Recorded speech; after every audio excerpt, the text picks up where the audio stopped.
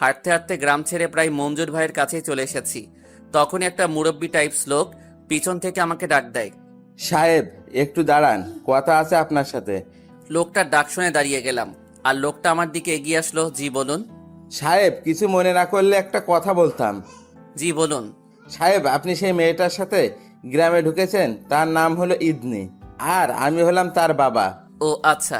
সাহেব, মেয়েরা কিন্তু আমার অনেক লক্ষ্মী, কিন্তু আবার একটু বদমেজাজিও। তার রাগের জন্য তাকে গ্রামের সবাই ভয় পায়। এমনকি তার এই রাগের জন্য গত বছর স্কুল থেকেও তাকে আমার বের করে আনতে হয়েছে। কিন্তু বিশ্বাস করুন সাহেব, তার রাগের চাইতে বেশি উদার মন। গ্রামের কোনো মানুষের সমস্যা হলে সে সবার প্রথম গিয়ে তার পাশে দাঁড়ায়। এমনকি আমার পকেট থেকে পর্যন্ত টাকা নিয়ে গিয়ে গ্রামের মানুষের সাহায্য করে। কিন্তু কথা হলো, আপনি ইদনির বায়োগ্রাফি আমায় কেন শোনাচ্ছেন? সাহেব, আপনার এই কথার উত্তরে আবারও আপনার থেকে অনুমতি নিতে হবে যে আপনি আমার এই কথায় ও কিছু মনে করবেন না। বলুন, কিছু মনে করব না আমি। সাহেব, আমার বয়সটা না এমনি এমনি হয়নি। মানুষের চোখ দেখে বা অনেক কিছু বলে দিতে পারি আমি। মানে কি? সাহেব, মানেটা না হয় নাই বা বললাম। লোকটার কথা শুনে চরম অস্বস্তি লাগছে। আচ্ছা, আমি চললাম, আমার একটু কাজ আছে। তাছাড়া গার্ড আমার জন্য গাড়ি নিয়ে বহু সময় যাবত অপেক্ষা করছে। ঠিক আছে সাহেব, ভালো থাকবেন। লোকটার সাথে কথা শেষ করে গ্রাম ছেড়ে মেইন রোডে গাড়ির কাছে চলে এসেছি। তারপর মঞ্জুর ভাইকে সাথে নিয়ে সোজা বাসায় এসে পড়লাম। বাসায় এসে নিজের রুমে শুয়ে শুয়ে রেস্ট করছি। বাসার মধ্যে সারাটা দিন কাটিয়ে দিলাম। দেখতে দেখতে দিনের আলো নিভে গিয়ে রাতের আধার ঘনিয়ে এলো। মা নাস্তা নিয়ে রুমে এসেছে। কি বাবা, তুই সারাদিন রুমে শুয়ে বসে কি করছিস? নিজেও তো যেতে পারিস সবার সাথে কথাবার্তা বলার জন্য। না মা, তেমন কিছু না। আসলে ইদানিং কেন জানি শুয়ে বসে থাকতেই ভালো লাগে। এই এই না না, এটা করা যাবে না একদম। শরীরকে অলস বানানো মোটেও ভালো কথা নয় কিন্তু। আরে না মা, তেমন কিছু না। এমনিতে শুয়েছিলাম আজকে। আর কাল থেকে তো কলেজ আর অফিসে যাব ভাবছি। ঠিক আছে, যদি সুস্থ মনে হয় শরীর, তাহলেই সবকিছু আবার কন্টিনিউ কর। আচ্ছা নে, এবার মুখ খোল। তোকে নাস্তাগুলো খাইয়ে দিয়ে নিচে যেতে হবে আমার আবার। মা আমায় নাস্তা খাইয়ে দিয়ে নিচে চলে গেল, আর আমি ফোন হাতে নিয়ে কিছুটা সময় ফেসবুকিং করলাম। সন্ধ্যায় কেটে গিয়ে মধ্যরাতের প্রহর শুরু হয়েছে। মা আমায় আবার টাইম করে এসে খাইয়ে দিয়ে গেল। আমি ওষুধকে ঘুমানোর উদ্দেশ্যে বিছানায় গা এলিয়ে দিয়েছি, কিন্তু ঘুম যেন আসতেই চাইছে না। বিছানার এপাশ ওপাশ ছটফট করছি খালি। তখনই মনের ভিতরের ভাবনা চিন্তাগুলো সেই মেয়ের দিকে মোড় নিল। শুয়ে শুয়ে তার কথা ভাবছি। ইস, কি মায়াবী চেহারা মেয়েটার। জানি না কেন জানি মেয়েটাকে নিয়ে ভাবতে ইচ্ছে করে খালি। তাকে নিয়ে ভাবলে কেমন যেন নিজের দুনিয়া ভুলে গিয়ে অন্য দুনিয়ায় চলে যাই আমি।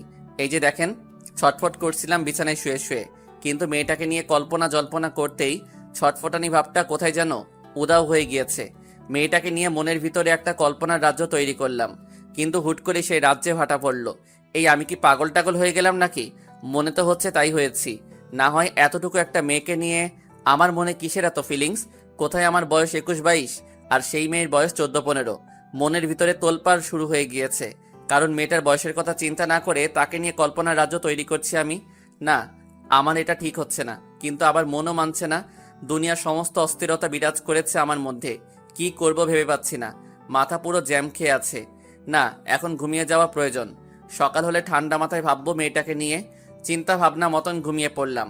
সকাল হতেই ঘুম থেকে উঠেই সেই বিষয়টা নিয়ে ভাবতে শুরু করলাম। কিছুক্ষণ ভাবতে একটা সলিউশন বেরিয়ে এলো, যে সবসময় দুনিয়ার সমস্ত কিছু নিয়ম মাফিক হয় না। কিছু সময় অনিয়ম করেও অনেক কিছু হয়। আর আমিও না হয় অনিয়ম করে মেয়েটাকে আপন করব। হ্যাঁ, অপ্রত্যাশিত ঘটনা আমিই রটাবো। মেয়েটাকে আপন করে নিয়ে তারপর রেডি হয়ে গাড়ি নিয়ে কলেজে চলে গেলাম। কলেজে যেতেই প্রিন্সিপালের ডাক পড়ল, তাই স্যারের রুমে চলে গেলাম। জি স্যার, বলুন, আমায় কেন ডেকেছেন? আকাশ, আসলে একটা সমস্যায় পড়েছি আমি। কি সমস্যা স্যার? কিছুদিন আগে তো পুরো কলেজে পরীক্ষা হয়েছে। সেই পরীক্ষায় প্রথম সেমিস্টারে একটা মেয়েকে আটকিয়েছি আমি, কারণ সে অনেক কয়টা বিষয়ে ফেল করেছে। কিন্তু আজ তার ভাই ছেলে পেলে নিয়ে আমার পথ আটকায়, আমার শাসিয়েছে যে তাকে যদি সেকেন্ড ইয়ারে, মানে তোমাদের ক্লাসে না উঠায়, তাহলে সে আমার 12টা বাজাবে। সে আমাকে আজকের দিনটা সময় দিয়েছে। আমি বাড়ি ফেরার পথে নাকি তারা আমার আবার আটকাবে। এখন কি করব বলো তো? আমি তো নিয়মের বাইরে গিয়ে কিছু করতে পারবো না। স্যার দেখুন, নিয়মের বাইরেও কিন্তু অনেক কিছু হয়, কিন্তু আপনার বিষয়টা যেহেতু বাধ্যতামূলক, তাহলে তো আপনাকে আপনার কাজই করতে হবে। কিন্তু তারা তো আমার আজকের দিনটা সময় দিয়েছে। আমি যদি তাদের কথা না শুনি তাহলে তারা আমার ক্ষতি করে দিবে। প্লিজ আকাশ, তুমি আমাকে এই বিষয়ে কোনো একটা সাহায্য করো। ঠিক আছে স্যার, কলেজ শেষে আজ আমি আপনার সাথে যাব। আচ্ছা ঠিক আছে। তারপর আমি ক্লাসে চলে আসলাম। সব কয়টা ক্লাস শেষ করে প্রিন্সিপালের সাথে তিনার গাড়িতে করে তিনার বাসার উদ্দেশ্যে রওনা হলাম। তখনই দেখি বাজারের মোড়ের মধ্যে অনেক কয়টা ছেলে পেলে লাঠি সোটা নিয়ে দাঁড়িয়ে আছে। আকাশ, দেখো ওই যে ছেলেগুলো। স্যার আপনি আমার সাথে আসেন। স্যারকে নিয়ে গাড়ি থেকে নামতে ছেলেপেলেগুলো আমাদের দিকে এগিয়ে আসলো। তখনই তাদের থেকে একজন ছেলে বলে উঠল, স্যার, আমার বোনকে সেকেন্ডে উঠিয়েছেন তো? ভাই দেখেন, ফেল করলে উপরে ওঠানোর কোনো নিয়ম নেই। আর তাছাড়া আপনার বোন অনেক কম বিষয়ে ফেল করেছে। সো স্যার আপনার বোনকে উঠাতে পারবে না। ওই বেটা প্রিন্সিপাল উঠাবে তো, তোর বাপও উঠাবে। তুই কে রে? তুই আমাদের মাঝে ক্ষমাখা এসে বাম হাত কেন দিচ্ছিস? ভাই ঠিকঠাক মতন কথা বল, না হয় কিন্তু। না হয় কিন্তু কি? কি করবি তুই? ছেলেটার কথা শুনে আকাশের মেজাজ চটে যায়। সে কোমর থেকে পিস্তল বের করে সোজা গিয়ে সেই ছেলের কলার চেপে ধরে। বল এবার কি বলবি। ছেলেগুলো আকাশের হাতে পিস্তল দেখে ঘাবড়ে যায়, যার ফলে ছেলেগুলো একদম চুপচাপ হয়ে যায়। কিন্তু আকাশ চুপচাপ থাকার পাবলিক নয়, কারণ বেয়াদবের সাথে বেয়াদবি করা সে ভালো করেই জানে। তাই সে সেই ছেলেটার কলার ছিঁড়ে দিয়ে গালের মধ্যে কষে একটা লাগিয়ে দেয়। তারপর বলতে থাকে, স্যারের সাথে অসভ্যের মতন আচরণ করলি কোন সাহসে তুই? কত বড় সাহস যে তুই স্যারের মতন সম্মানিত মানুষের সাথে বেয়াদবের মতন আচরণ করিস? ছেলেটা একদম বোবা হয়ে গিয়েছে। আর তার সাথে ছেলেপিলে যারা আছে তারা তো একদম যেন কিছুই জানে না। ছেলেটা চুপচাপ থাকা দেখে আকাশ আবার তার কলার চেপে ধরে। কিরে এখন কথা বলছিস না কেন? কিসের এত পাওয়ার তোর? তুই চিনিস আমি কে? তখনই পিছন থেকে কেউ একজন এসে শার্টের কলার চেপে ধরার মতন করে পিছন থেকে আকাশের শার্ট চেপে ধরে। আকাশ ছেলেটাকে ছেড়ে দিয়ে পিছনে ঘুরতেই দেখে ইদনি তার শার্ট পিছন চেপে ধরে তার দিকে ভয়ানক দৃষ্টিতে তাকিয়ে আছে। ইদিনি, তুমি হঠাৎ এখানে কি করছো? আমি আমার বাবার সাথে কেনাকাটা করার জন্য এখানে এসেছি, কিন্তু তুই বল যে তুই খোলা বাজারের মধ্যে গুন্ডামি মাস্তানি কেন করছিস? এতটা জঘন্য কেন তুই? ইদিনি আমার শার্ট ছাড়ো তুমি। না, আমি তোর শার্ট ছাড়বো না। তুই বাজারে গুন্ডামি কেন করবি? ইদিনি দেখো, তুমি কিন্তু এসবের পিছনের আসল কাহিনী জানো না। আমি জানি আর না জানি সেটা বড় বিষয় না। কথা হচ্ছে তুই খোলা বাজারের মধ্যে গুন্ডামি করছিস, যেটা আমি করতে দেব না। এই ভাইয়া, আপনারা চলে যান, আমি দেখছি এই ছেলেকে। ইদনির কথা শুনে প্রিন্সিপালের সাথে ঝামেলা করতে আসা ছেলেপিলেগুলো সেখান থেকে চলে যায়। ইদিনি এখন কিন্তু খুব খারাপভাবে বলে দিলাম, তুমি ভালোই ভালোই আমার শার্ট ছাড়ো। এই বেটা, একদম দাদাগিরি দেখাতে আসবি না বলে দিলাম। মনে রাখবি সব সময় যে ইদনি কারোর ধার ধারে না। ইদনির কথা শুনে চরম রাগ উঠে গেল।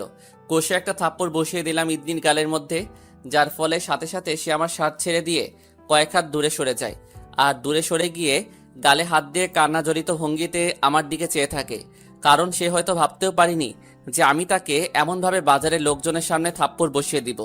তখনই তার বাবা আমার সামনে আসে আর ইদনিকে বলে, ইদনিমা, তুই গিয়ে আমাদের গ্রামে সিরিয়াল করার সেই গাড়িগুলোর আছে সেটাতে গিয়ে উঠে বস, আমি ওনার সাথে একটু কথা বলবো।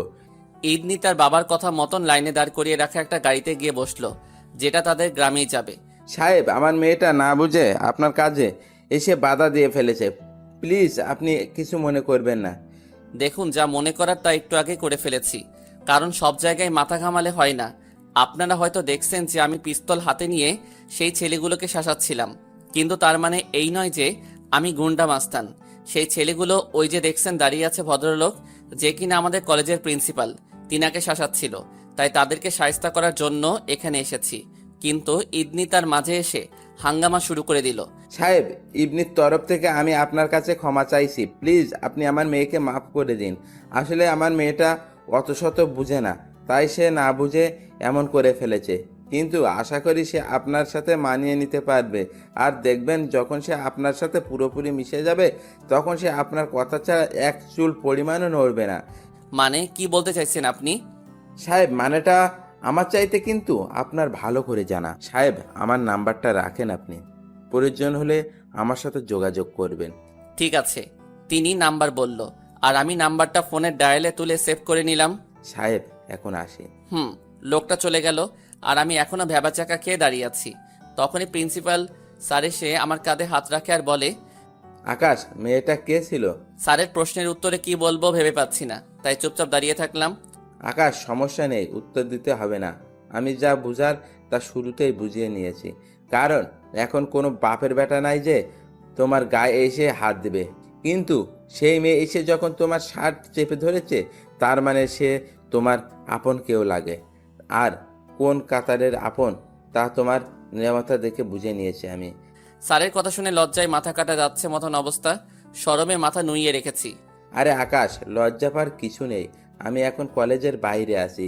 তুমি এখন আমাকে প্রিন্সিপাল না ভাবলেও পারো।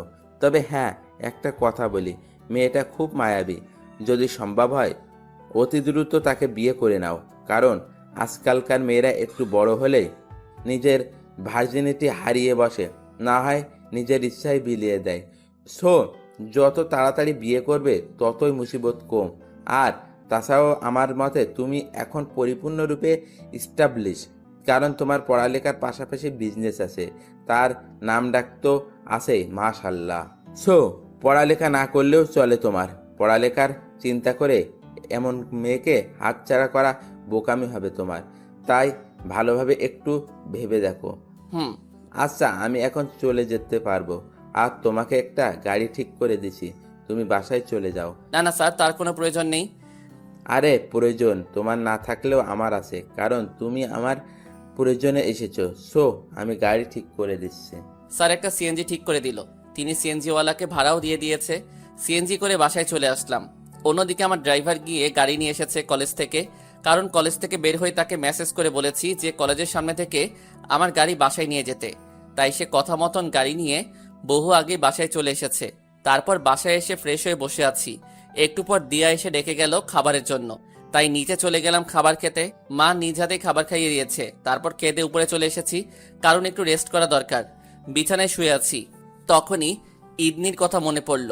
যে মেয়েটাকে আজকে আমি ভরা বাজারের মানুষজনের সামনে থাপ্পড় মেরেছি, এটা মনে পড়তেই কেমন যেন মনটা খারাপ হয়ে গেল। না, মেয়েটাকে সরি বলা উচিত, কিন্তু কিভাবে সরি বলবো সেটাই ভেবে পাচ্ছি না। তখনই মনে পড়ল যে ইদনির বাবার নাম্বার আমার কাছে আছে। সাথে সাথে ইদনির বাবার নাম্বারে ফোন দিলাম। তিনি ফোন রিসিভ করতে সালাম দিলাম তিনাকে। তিনি আমার সালামের উত্তর দিয়ে বলল, জি সাহেব, বলেন। লোকটার কথা শুনে বেশ অবাক হলাম, কারণ তিনি আমার সালাম শুনেই অনুমান করে নিয়েছে যে আমি কে। বাহ, বেশ তুখোড় সেন্স তো লোকটার। আসলে আমি একটু ইদনির সাথে কথা বলতে চাই। ঠিক আছে, আমি ইদনিকে ফোনটা দিচ্ছি। তিনি গিয়ে ইদনিকে ফোন দিয়ে বলল আমি তার সাথে কথা বলতে চাই। ইদনি ফোনটা হাতে নিয়ে বলল, এই গুন্ডা, তুই কি করতে ফোন করেছিস? ইদনি আসলে আমি সরি। আসলে আমার চরম রাগ উঠেছিল তখন তোমার আচরণে, তাই রাগ সামলাতে না পেরে তোমায় এতগুলো মানুষের সামনে থাপ্পড় মেরেছি। এই গুন্ডা, রাখ তোর সরি। তুই কে রে ভাই? কি হোস তুই আমার? তুই তো আমার কিছুই না। না তুই আমার কিছু হোস আর না আমার পরিবারের। সো সরি বলার ফর্মালিটি পালন করার কি আছে? আসলে ইদনি, আমার অনেক খারাপ লাগছে তোমাকে থাপ্পড় মেরে। আরে ভাই, তোর খারাপ লাগা তোর কাছে রেখে দে। কারণ ফর্মালিটিস এই কোনো কাজ নেই এখানে। কারণ তোর সাথে আমার কাকতালীয় ভাবে 2-3 বার দেখা হয়েছে, কিন্তু তার মানে এই না যে আবারও দেখা হবে। সো সরি বলার ফর্মালিটি পালন করতে হবে না। আর ইদনি, তুমি আমার উপরে রেগে গিয়ে হয়তো এত সব কথা বলছো। সত্যি আমি সরি। আরে ভাই, আমি কোনো রেগে নাই তোর উপরে। রেগে তো ছিলি তুই, কারণ আমি তোকে চাকু দিয়ে আঘাত করেছি, তাই তুই আমার উপরে প্রতিশোধ নিয়েছিস। সো যাই করেছিস ভালোই করেছিস। আর কখনো তো আমাদের দেখা হচ্ছে না, তাই সরিটা তোর কাছে রেখে দে। আর আমিও আজকের বিষয়টা ভুলে যাব। এখন রাখলাম ফোন। ইদনি আমার মুখের উপরে ফোনটা রেখে দিল। ইদনির কথাবার্তা আর এমন আচরণে আমার মনটা আরো বিশাল খারাপ হয়ে গেল। কি করব কিছুই যেন মাথায় কাজ করছে না। তৎক্ষণাৎ একটা বড় ধরনের সিদ্ধান্ত নিয়ে নিলাম যে ইদনিকে আমি বিয়ে করে নিব। আর সেই বিষয়ে আজকে আম্মুর সাথে কথা বলবো। সোজা নিচে চলে গেলাম আম্মুর রুমে। কি রে, হঠাৎ তুই আমার রুমে? কিছু কি বলবি? হুম। বল, কি হয়েছে? মা, আমার একটা মেয়েকে পছন্দ হয়েছে, তাকে আমি বিয়ে করতে চাই। বাহ, এ তো বেশ ভালো কথা। কিন্তু সমস্যা হলো মেয়েটা আমার চাইতে কিছুটা ছোট, আর সে গ্রামের মেয়ে। আরে তা নিয়ে আমার কোনো আপত্তি নাই, কিন্তু কথা হলো সে মেয়েটা তোর সাথে ভালোভাবে সংসার করতে পারবে কিনা সেটাই ভাবার বিষয়। মা, আশা করি সে পারবে। তাহলে তো ভালোই। আচ্ছা, তাহলে মেয়ের ঠিকানা দে, আমি গিয়ে মেয়ের পরিবারের সাথে কথা বলবো। মা, মেয়ের বাবার নাম্বার আমার কাছে আছে, তুমি তার সাথে কথা বলো। আর তার পরিবার বলতে তার মা নেই, সো তার বাবাকে আসতে বললে তিনি এখানে চলে আসবে। তোমার কষ্ট করে সেখানে যাওয়ার দরকার নেই, কারণ তুমি সেখানে গেলে মেয়েটা রাজি নাও হতে পারে। আকাশের মা আকাশের শেষ কথাটা শুনে কিছুটা অবাক দৃষ্টিতে আকাশের দিকে তাকায়। কিছুক্ষণ পর স্বাভাবিক হয়ে তিনি নিজেই বলে, আচ্ছা ঠিক আছে, তার বাবার নাম্বার দে। ইদনির বাবার নাম্বার মাকে দিয়ে নিজের রুমে চলে আসলাম। রুমে আসতেই দেখি বালিশের পাশে থাকা ফোনটা বাজছে। ফোনটা রিসিভ করতে অপর পাশ থেকে ফরিদ হাঁপাতে হাঁপাতে বলছে, ফরিদ আকাশের টিমের এই ছেলে। ভাই, শহরে অনেক ভয়ানক একটা গ্যাংয়ের উৎপত্তি হয়েছে, আর তারা ধরে ধরে আমাদের ছেলেপিলেকে মেরে ফেলছে। প্লিজ আপনি কিছু একটা করুন। কি কি বলিস তুই এসব? হ্যাঁ ভাই, তারা আজকে আমাদের 3টা ছেলেকে মেরে ফেলেছে। তুই তাদের কাউকে চিনিস বা দেখেছিস? না ভাই, তাদের বিষয়ে তেমন কিছু জানি না, তবে এটুকু শুনতে পেরেছি যে তাদের লিডার একটা মেয়ে, আর সেই মেয়ে মানুষকে আস্ত খেয়ে ফেলতে পারে। এক প্রকারের নরপিশাচ বলতে পারেন। কামড়েই নাকি মানুষকে মেরে ফেলে। শুধু সে একা নয়, তাদের টিমের অনেকেই এই নাকি কামড়ে মানুষ মেরে ফেলার ক্ষমতা আছে। আমাদের 3টা ছেলেকেও তারা কামড়ে মেরেছে। আমাদের ছেলেপিলের লাশ পাওয়ার পর তাদের গলার নিচে কারো দাঁতের চিহ্ন পেয়েছি, যেই চিহ্নটা একদম গলার চামড়া থেকে নিয়ে শুরু করে গলার রক পর্যন্ত গিয়েছে। যেসব দেখে স্পষ্ট বোঝা যাচ্ছে যে কেউ তাদের গলায় ধারালো হাত দিয়ে কামড়েছে। ঠিক আছে, আমি দেখছি, তোরা একটু সাবধানে থাক। তারপর ফোন রেখে দিলাম বিছানার পাশে। মাথা খারাপ হয়ে গিয়েছে পুরো এই খবর শোনার পর। তখনই ফোনটা আবার বেজে ওঠে। বালিশের পাশ থেকে ফোনটা আবার হাতে উঠাতেই দেখি ইদনির বাবার নাম্বার থেকে ফোন এসেছে। আমি তাড়াতাড়ি কিছু না ভেবেই ফোনটা রিসিভ করলাম। তখনই অপর পাশ থেকে ইদনি বলে ওঠে। সরি। চমকে গেলাম ইদনির এমন অদ্ভুত আচরণে। ইদনি হঠাৎ সরি বলছো, কাহিনীটা কি? আসলে বাবা আমায় সব কিছু বলেছে বাসায় আসার পর, যে আপনি সেখানে গুন্ডামি করছিলেন না, বরং যারা গুন্ডামি করছিল আপনি তাদের শায়েস্তা করছিলেন। হুম। আমি দুঃখিত, প্লিজ কিছু মনে করবেন না। না, আমি কিছু মনে করিনি। Thank you. আচ্ছা, আপনার হাতের কি অবস্থা এখন? ভালো হয়েছে কি হাত? ভালো হয়েছে। আচ্ছা তাহলে এবার রাখি, ভালো থাকবেন। তুমিও। তারপর ইদনি ফোন কেটে দিল। বেশ খুশি লাগছে ইদনির এমন আচরণে। ভিতরে কেমন যেন অনুভূতি হচ্ছে ইদনিকে নিয়ে। এসব নিয়ে ভাবতে ভাবতে ঘুমিয়ে গেলাম। বিকেলবেলায় মা এসে ডাকতে শুরু করলো। এই আকাশ, উঠ। ঘুম ঘুম চোখে মাকে জিজ্ঞেস করলাম, কি হয়েছে মা? আরে উঠে বস আগে, পরে তোকে বলছি। চোখ কসলাতে কসলাতে শোয়া থেকে উঠে বসলাম। বলো।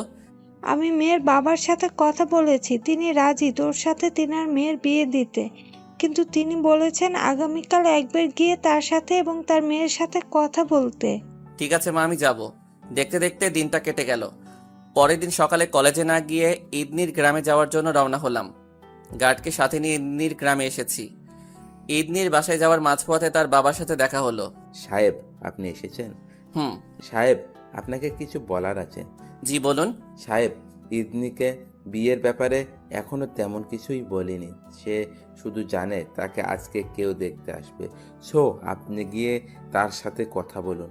অবশ্যই আশা করি সে রাজি হবে না, কিন্তু আমি বললে আবার আমার কথাও সে ফেলতে পারবে না, কারণ সে আমায় অনেক বেশি ভালোবাসে।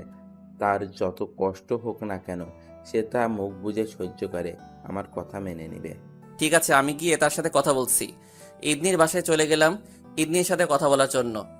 সে আমাকে তার বাসায় দেখে অবাক দৃষ্টিতে বলতে লাগলো, এই আপনি এখানে কি করছেন? তোমার সাথে কথা বলতে এসেছি। মানে কি? আগে আমায় বসতে দাও। ভেতরে আসুন।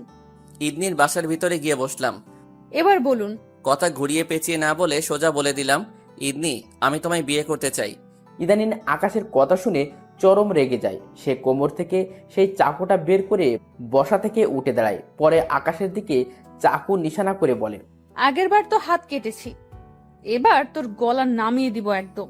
ইদনি, যা করার করো, আমি তোমায় বিয়ে করব, এটাই খালি জানি আমি। দেখ, আমার কিন্তু অতিরিক্ত রাগ হচ্ছে। তুই কিন্তু অনেক বেড়েছিস, তোর দশা খারাপ করে ছেড়ে দেবো কিন্তু, বলে দিলাম। ইদনি, বললাম তো যে তোমার যা করার করো, কিন্তু আমি তোমায় বিয়ে করে নিজের বউ বানাবো। এই হারামি, আর একবার এই বিয়ের নাম মুখে আনবি না। তোর মতন গুন্ডাকে বিয়ে করার কোনো ইচ্ছে নেই আমার, আর তাছাড়া বাবা আমাকে এখন বিয়ে দিবে না। ইদনি, তোমার বাবার সাথে কথা বললেই এখানে এসেছি। আকাশের মুখে তার বাবার কথা শুনে ইদনির গলার স্বর ছোট হয়ে যায়। বাবা বলেছে মানে? বুঝলাম না। তোমার বাবা তোমার আর আমার বিয়েতে রাজি। তিনার সাথে কথা বলেই তোমার কাছে এসেছি আমি। ইদনি চুপচাপ হয়ে যায় আকাশের কথা শুনে, কিন্তু কিছুক্ষণ পর সে নীরবতা ভেঙে নিজেই আকাশকে বলে, দেখ, আমার বাবা যদি তোর সাথে বিয়ে দেওয়ার সম্মতি দিয়ে থাকে তাহলে আমি চুপচাপ বিয়ে করে নিব, কিন্তু হ্যাঁ, তোর সাথে এই জন্মে কোনোদিনও সংসার করব না আমি, কারণ তুই হলি অনেক বড় গুন্ডা, আর তাছাড়া বয়সে তো আমার চাইতেও অনেক সিনিয়র। সংসার করার স্বপ্ন তোর ভুলে যেতে হবে। আর তাছাড়া আমি নিজেই তোর সাথে কোনোদিন সংসার করব না। হ্যাঁ, বিয়ে করলে অবশ্য তোর বাড়িতেই থাকতে হবে আমার, কিন্তু তুই কোনোদিন আমার মন আর শরীর পাবি না। তোর মতন তুই থাকবি আর আমি আমার মতন পড়ে থাকবো। আর যদি কখনো তুই আমার সাথে জোর করে কিছু করার চেষ্টা করিস তাহলে সেদিন হয় তোকে মেরে ফেলবো, না হয় নিজে মরে যাব। মোট কথা, তোকে আমি এই জীবনে কোনোদিনও মেনে নিব না, কারণ তোর জন্য আমার মনে কোনো জায়গা নেই, আছে শুধু ঘৃণা। কিন্তু সেটা প্রকাশ করার ভাষা পাচ্ছি না বাবার সম্মতি দেখে। আর হ্যাঁ, আরেকটা কথা, তুই আমাকে বিয়ে করাটা তোর জন্য অনেক বড় কাল হয়ে দাঁড়াবে, এটাই খালি মাথায় ঢুকিয়ে রাখিস। ইদনির কথা আকাশ এক কান দিয়ে ঢুকিয়ে অন্য কান দিয়ে বের করে দেয়, কারণ সে আগে থেকে জানতো ইদনি এমন কিছু করবে বা বলবে। অবশ্য তার ধারণা এর চাইতেও আরো নেগেটিভ ছিল ইদনিকে নিয়ে, যে ইদনি তাকে হয়তো আবারও চাকু দিয়ে আঘাত করবে, কিন্তু না, সে সেটা করেনি। যাক বাবা, বাঁচলাম মেয়েটার হাত থেকে। ইদনি, তুমি টেনশন করিও না, আমি তোমাকে আমার ভালোবাসা দিয়ে ঠিক পাল্টে দিব। আকাশ কথাগুলো মনে মনে বলে, তখনই ইদনি তাকে আবার বলে, শোন, তুই হয়তো এখন মনে মনে ভাবছিস যে বিয়ের পর আমাকে তোর মায়ায় আটকে পরিবর্তন করবি, তাহলে সেটা কিন্তু তোর ভুল ধারণা হবে, কারণ এই ইদনি কখনো পাল্টাবার মানুষ না। সে যেটা একবার মুখ দিয়ে বলে সেটা সে করেই ছাড়ে। আর তোর ক্ষেত্রে তো আরো ভয়ঙ্কর হয়ে যাব আমি, কারণ তুই আমাকে চ্যালেঞ্জ ছুড়ে মেরেছিস। আমার অনিচ্ছা সত্ত্বেও তুই আমার বাবাকে পটিয়ে আমায় বিয়ে করেছিস। তোর জন্য সত্যি অনেক ভয়ঙ্কর কিছু অপেক্ষা করছে। ইদনির কথা শুনে তাজ্জব হয়ে গেলাম, কারণ সে আমার মনের কথাটা জেনে গেছে। না, এখন এখান থেকে যাওয়া উচিত। তাই বসা থেকে উঠে দাঁড়ালাম। ইদনি, বিয়ের জন্য তৈরি হও তুমি, আর আমার যা হওয়ার হবে, তা নিয়ে কোনো মাথা ব্যথা নেই আমার। ইদনি আকাশের শেষ কথাটা শুনে আরো রেগে যায়। সে অগ্নির দৃষ্টি আকাশের দিকে তাকিয়ে থাকে। ইদনি, আমি চললাম এখন। যা দূর হ আমার চোখের সামনে থেকে, না হয় বিয়ের আগেই তোর মরণ হবে আমার সাথে। আকাশ ইদনির বাসা থেকে বেরিয়েছে, সোজা হাঁটা ধরে। মাঝপথের সেই জায়গাটাতেই আকাশের সাথে আবার ইদনির বাবার দেখা হয়। আমার কথা শুনে তার ভিতরে আমার রক্ত খাওয়ার পিপাসা জেগেছিল, কিন্তু আপনার কথা শুনে সে চুপ হয়ে যায়। কিন্তু তারপরে অনেক কিছু বলেছে আমাকে, তবে সেসব আপনাকে না বলাই ভালো। আপনি খালি বিয়ের ব্যবস্থা করুন, যত জলদি তাকে বিয়ে করব ততই ভালো আমার জন্য। ঠিক আছে, আমি আপনার মায়ের সাথে কথা বলে আসবো, শুক্রবার বিয়ের ডেট ফাইনাল করব। ঠিক আছে। ঈদদিন বাবার সাথে কথা শেষ করে চলে আসলাম। গাড়িতে বডিগার্ড অপেক্ষা করছে বসে বসে। তার সাথে আবারও বাসায় চলে আসলাম। বাসায় এসে মাকে জানালাম মেয়ের বাবার সাথে আর মেয়ের সাথে কথা হয়েছে আমার, কিন্তু কি কথা হয়েছে সেটা বলিনি। আর কারণ ঈদনির সম্পর্কে মাকে বললে তিনি এই জন্মে আর ঈদনির সাথে বিয়ে দিবে না আমার। ঈদনির আচরণ সম্পর্কে লুকিয়ে রেখে তার কিছুটা প্রশংসা করলাম। মা তো বেশ খুশি। তারপর নিজের রুমে চলে আসলাম। সময়ের মতন কাটছে। রাতের বেলায় ফরিদ আবারও ফোন দিল। ভাই, কোনো খবর পেয়েছেন কি সেই গ্যাংস্টারের সম্পর্কে? না, আমি এখনো এসবে মাথা ঘামাইনি, আর আগামী 1 সপ্তাহ ঘামাবো না। তোরা সাবধানতার সাথে থাক। 1 সপ্তাহ পর আমি এসবে মাথা ঘামাবো। ঠিক আছে ভাই। তারপর ফোন রেখে দিলাম। আর 1 সপ্তাহ মাথা না ঘামানোর কারণ তো সকলেই জানেন, যে আমি ঈদনিকে বিয়ে করতে চলেছি। তাই সেই মোতাবেক নিজেকে শান্তশিষ্টভাবে গুছিয়ে রাখলাম। সময় তার আপন মনে চলছে। দেখতে দেখতে বিয়ের দিন চলে এসেছি। বিয়ের সমস্ত ফর্মালিটি শেষ করে ঈদনিকে আপন করে নিয়েছি। বাসর ঘরে ঈদনি বসে আছে, আর আমি বাসর ঘরের সামনে দাঁড়িয়ে দাঁড়িয়ে ঈদনির সম্পর্কে ভাবছি। তখনই মা এসে, এত ভাবাভাবির কিছু নেই, পছন্দ করে বিয়ে করছিস তো এত ভাবার কি আছে, যা ভেতরে যা। মা আসলে আকাশ, তুই ছেলে, আর ছেলেদের এতটা ভাবাভাবির কাজ নেই, সো ভেতরে যা। কথা মতন বাসর ঘরের দরজা খুলে ভিতরে প্রবেশ করলাম। আমার উপস্থিতি টের পেয়ে ঈদনি খাট থেকে নেমে এসে আমার পা ধরে সালাম করতে লাগলো। ঈদনির আচরণে বেশ অবাক হলাম, কিন্তু সেটা ঈদনিকে বুঝতে দিলাম না। আমি আপন মনেই ঈদনিকে পা ছুঁতে না দিয়ে 2 হাত তার বাহুতে রেখে তাকে উঠানোর ট্রাই করলাম। তখনই সে শাড়ির ভিতর থেকে চাকু বের করে আমার হাতে ঘা মেরে দিল, আর সাথে সাথে হাতের মাংস কেটে গিয়ে সেখান থেকে চিরচির করে রক্ত বের হতে আরম্ভ করলো। অবাক দৃষ্টিতে ঈদনির দিকে তাকিয়ে আছি। তার আচরণে পুরোপুরি বোবা হয়ে গিয়েছি আমি। তাকে বলার মতন সমস্ত ভাষায় যেন হারিয়ে ফেলেছি আমি। সে আমার চোখের দিকে এক পলক তাকিয়ে ওয়ার্ড্রোবের সামনে চলে গেল। পরে গলা আর কান থেকে স্বর্ণের গহনাগুলো খুলতে আরম্ভ করলো। আমার হাত থেকে এখনো ধীর গতিতে স্রোতের মতন রক্ত পড়ছে। আমি পাঞ্জাবির একটা সাইড উঠিয়ে হাতের মধ্যে চেপে ধরলাম। পরে নিজের খাটে চলে গেলাম। ইদনি গহনাগাটি খুলে খাটে এসে বসলো। আমার দিকে যেন তার কোনো খেয়ালই নেই। রক্তের স্রোতে যে আমার হাত আর পাঞ্জাবি পুরো লাল বর্ণ ধারণ করেছে, তাতে যেন তার কিছুই যায় আসে না। তখনই সে আমায় বলল, কিরে, খুব কষ্ট হচ্ছে না কিরে তোর? ইদনির কথার প্রত্যুত্তরে কি বলবো ভেবে পাচ্ছি না, তাই চুপচাপ করে বসে থাকলাম। জানি আমি যে তোর অনেক কষ্ট হচ্ছে, কিন্তু একটা জিনিস কি জানিস, তুই সত্যিকার অর্থে এই কষ্টটা ডিজার্ভ করিস, কারণ তুই আমাকে আমার মতের বিরুদ্ধে বিয়ে করেছিস। সো কষ্টটা তোর জন্য প্রাপ্য।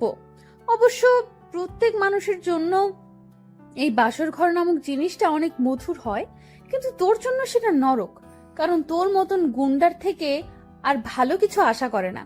ইদনির কথা শুনে মনের ভিতরে বিশাল একটা আঘাত লাগলো। চুপচাপ সেইভাবে হাত চেপে ধরে অন্য পাশে ফিরে শুয়ে পড়লাম। তখনই ইদনি আবার ডাক দিল, এই ছেলে, শোয়া থেকে ওঠ। কেন, আঘাত করে মন ভরেনি নাকি আরো বাকি আছে আঘাত করা? দেখ, বেশি কথা বলিস না, এমনিতেই তোর উপরে রাগ উঠে আছে। সো শোয়া থেকে ওঠ। ইদনির কথা মতন শোয়া থেকে উঠে বসলাম। দেখি তোর হাতটা এদিকে দে। চিন্তায় পড়ে গেলাম ইদনির কথা শুনে, কারণ কখন আবার কি করে বসে কে জানে। আপনারা সবাই হয়তো ভাবছেন আমি কেন ইদনির সাথে কঠোর হচ্ছি না। আসলে আমি কঠোর হতে চাচ্ছি না, আর সেই না চাওয়ার কারণটা হচ্ছে তাকে আমি নিয়মের বাইরে গিয়ে বিয়ে করেছি। সো যেহেতু আমি নিয়ম মানিনি, সেক্ষেত্রে অনেক কিছুই আমার প্রাপ্য। আর তাছাড়া আমার ধৈর্য ক্ষমতা অনেক বেশি। আমি সহজে কারোর উপরে রাগি না, আর রাগলে সে আর জমিনের উপরে পা রেখে চলার মতন অবস্থায় থাকে না। কিরে, হাত এগিয়ে দিতে বলেছি না? ইদনির দিকে হাত এগিয়ে দিলাম। তখনই সে বালিশের নিচ থেকে একটা পলিথিনের পুটলি বের করলো। পরে সে টান দিয়ে সেটা ছিঁড়ে ফেললো। সে সেটা ছিঁড়তে দেখতেই পেলাম সেটার মধ্যে ব্যান্ডেজ, মলম, আরো কি কি জানি রেখেছে। এসব দেখে বুঝতে বাকি নেই যে সে পুরোপুরি প্রিপারেশন নিয়েছে আজকে আমায় আঘাত করার জন্য। পরে সে আমার হাত ওয়াশ করিয়ে ক্ষতটাতে মলম লাগিয়ে দিল। পরে সেটার উপরে ব্যান্ডেজ লাগিয়ে দিল। মেয়েটার দিকে একধানে তাকিয়ে আছি, কারণ তার মতিগতি এখনো কিছুই বুঝে উঠতে পারছি না আমি। তখনই সে বলে উঠল, নে এবার ঘুমিয়ে পড়, আমি ব্যান্ডেজ লাগিয়ে দিয়েছি। সকাল হলে ডক্টর দেখিয়ে নিস গিয়ে। চুপচাপ ঘুমিয়ে পড়লাম। সকালবেলায় ঘুম ভাঙতে রোমান্টিক একটা সিন দেখতে পেলাম যে ইদনি আমায় জড়িয়ে ধরে ঘুমিয়ে আছে, কিন্তু যখনই আমার নজর তার চেহারার দিকে পড়লো, তখনই বড়সড় একটা শক খেলাম। তার চেহারার দিকে তাকাতেই দেখতে পেলাম তার দুই চোখের কোণায় পানি জমে আছে। বেশ অদ্ভুত লাগলো ব্যাপারটা, কারণ তার চোখের পানিগুলো আমায় স্পষ্টভাবে জানিয়ে দিচ্ছে যে সে কান্না করেছে। কিন্তু কেন সে কান্না করলো? সে তো গতরাতে বেশ কর্কশ ভাষায় আমার সাথে কথা বলেছে, আর তাছাড়া আমার উপরে তো রিভেঞ্জও উঠিয়েছে। তাহলে কান্না করলো কেন? তার তো খুশি হওয়ার কথা। এসব নিয়ে ভাবছিলাম, তখনই ইদনির চোখের কোণে জমে থাকা এক ফোঁটা পানি তার চোখের কোণ ছাড়িয়ে মুখ গড়িয়ে পড়ল। জিনিসটা দেখে ভিতরটা কেমন যেন কেঁপে উঠল। নিজের অজান্তে ঠোঁটটা তার চোখের সামনে নিয়ে গেলাম। তারপর তার অশ্রু ভরা চোখে আলতো করে একটা চুমু দিলাম। সে ঘুমের মাঝে কেঁপে উঠল আমার স্পর্শ পেয়ে। পরপর দুই চোখেই চুমু এঁকে দিলাম। দ্বিতীয় চোখে চুমু দেওয়ার পর সে ঘুম পাতালেই আমায় আরো শক্ত করে জড়িয়ে ধরল। ব্যাপারটা বেশ উপভোগ করলাম। আমিও চুপচাপ শুয়ে আছি তার সাথে। তখনই রুমের বাহির থেকে মা এসে ডাকাডাকি শুরু করলো, এই আকাশ, উঠে বৌমাকে নিয়ে নিচে আয়। আর বিছানায় শুয়ে থাকা হলো না। ইদনির থেকে নিজেকে ছাড়িয়ে নিয়ে বিছানা ছেড়ে উঠে পড়লাম, আর ইদনিকেও ডেকে দিলাম। সে ঘুম থেকে উঠেই আমার দিকে বড় বড় চোখ করে তাকিয়ে আছে। আমি তার চোখের থেকে নজর সরিয়ে নিয়ে ওয়াশরুমে ঢুকে পড়লাম। কিছুক্ষণ পর ফ্রেশ হয়ে বের হতেই ইদনি দৌড়ে ওয়াশরুমে ঢুকে গেল। আমি আমার মতন রেডি হয়ে বসে আছি। ইদনিও ওয়াশরুম থেকে ফ্রেশ হয়ে বের হলো। পরে তাকে বললাম রেডি হয়ে নিতে। সে আমার কথার প্রত্যুত্তরে কিছু না বলে চুপচাপ রেডি হয়ে নিল। তারপর এসে আমার সামনে দাঁড়ালো। ইদনি, চলো এবার নিচে যাওয়া যাক। তখনই সে হুট করে আমার কলারটা চেপে ধরে বলতে লাগলো, মানুষজনের ফর্মালিটিসের গুষ্টি মারি, তুই তাড়াতাড়ি আগে হসপিটালে যাবি হাত দেখাতে। তোর হাতের কোনো কিছু না হওয়া চাই আমি। ইদনির এই অদ্ভুত আচরণে ভিতরে খুশির জোয়ার বইছে, কারণ সে আমায় আঘাত করে নিজেই কষ্ট পাচ্ছে, কিন্তু আমার খুশির প্রভাবটা বাহিরে প্রকাশ করলাম না। তখনই সে আবার বলল, কিরে, কথা কানে যায়নি তোর? আমাকে নিয়ে এত চিন্তা করার কি আছে? তুমি নিজেই তো আমায় ছুরি দিয়ে আঘাত করেছ, আবার এখন নিজেই ছটফট করছো আর কষ্ট পাচ্ছ আমার জন্য। এই বেটা, তোকে কে বলেছে যে আমি তোর জন্য কষ্ট পাচ্ছি? কেউ বলতে হবে নাকি? তোমার আচরণেই তো সব বোঝা যাচ্ছে। একদম ভুল ভেবেছিস তুই, কারণ আমি কোনো কষ্ট পাচ্ছি না, তবে হ্যাঁ ছটফট করছি। আর তার কারণ হলো তোর হাত ঠিক না হলে আবার ছুরি দিয়ে আঘাত করতে পারবো না আমি, তাই আমি ছটফট করছি। সো তুই তাড়াতাড়ি ঠিক হ। ইদনির কথা শুনে চোখ বড় বড় হয়ে গেল আমার।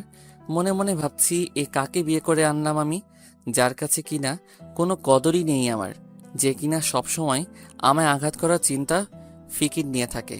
এই, তুই কি এত ভাবিস? হ্যাঁ, না কিছু না, চলো নিচে যাব। চল। ইদনিকে নিয়ে নিচে চলে এলাম।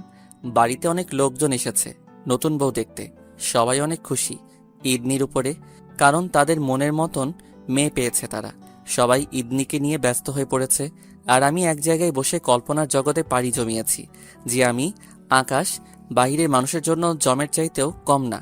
মানুষ আমার আসল পরিচয় জানলেই কপালে হাত তুলে সালাম দেয়।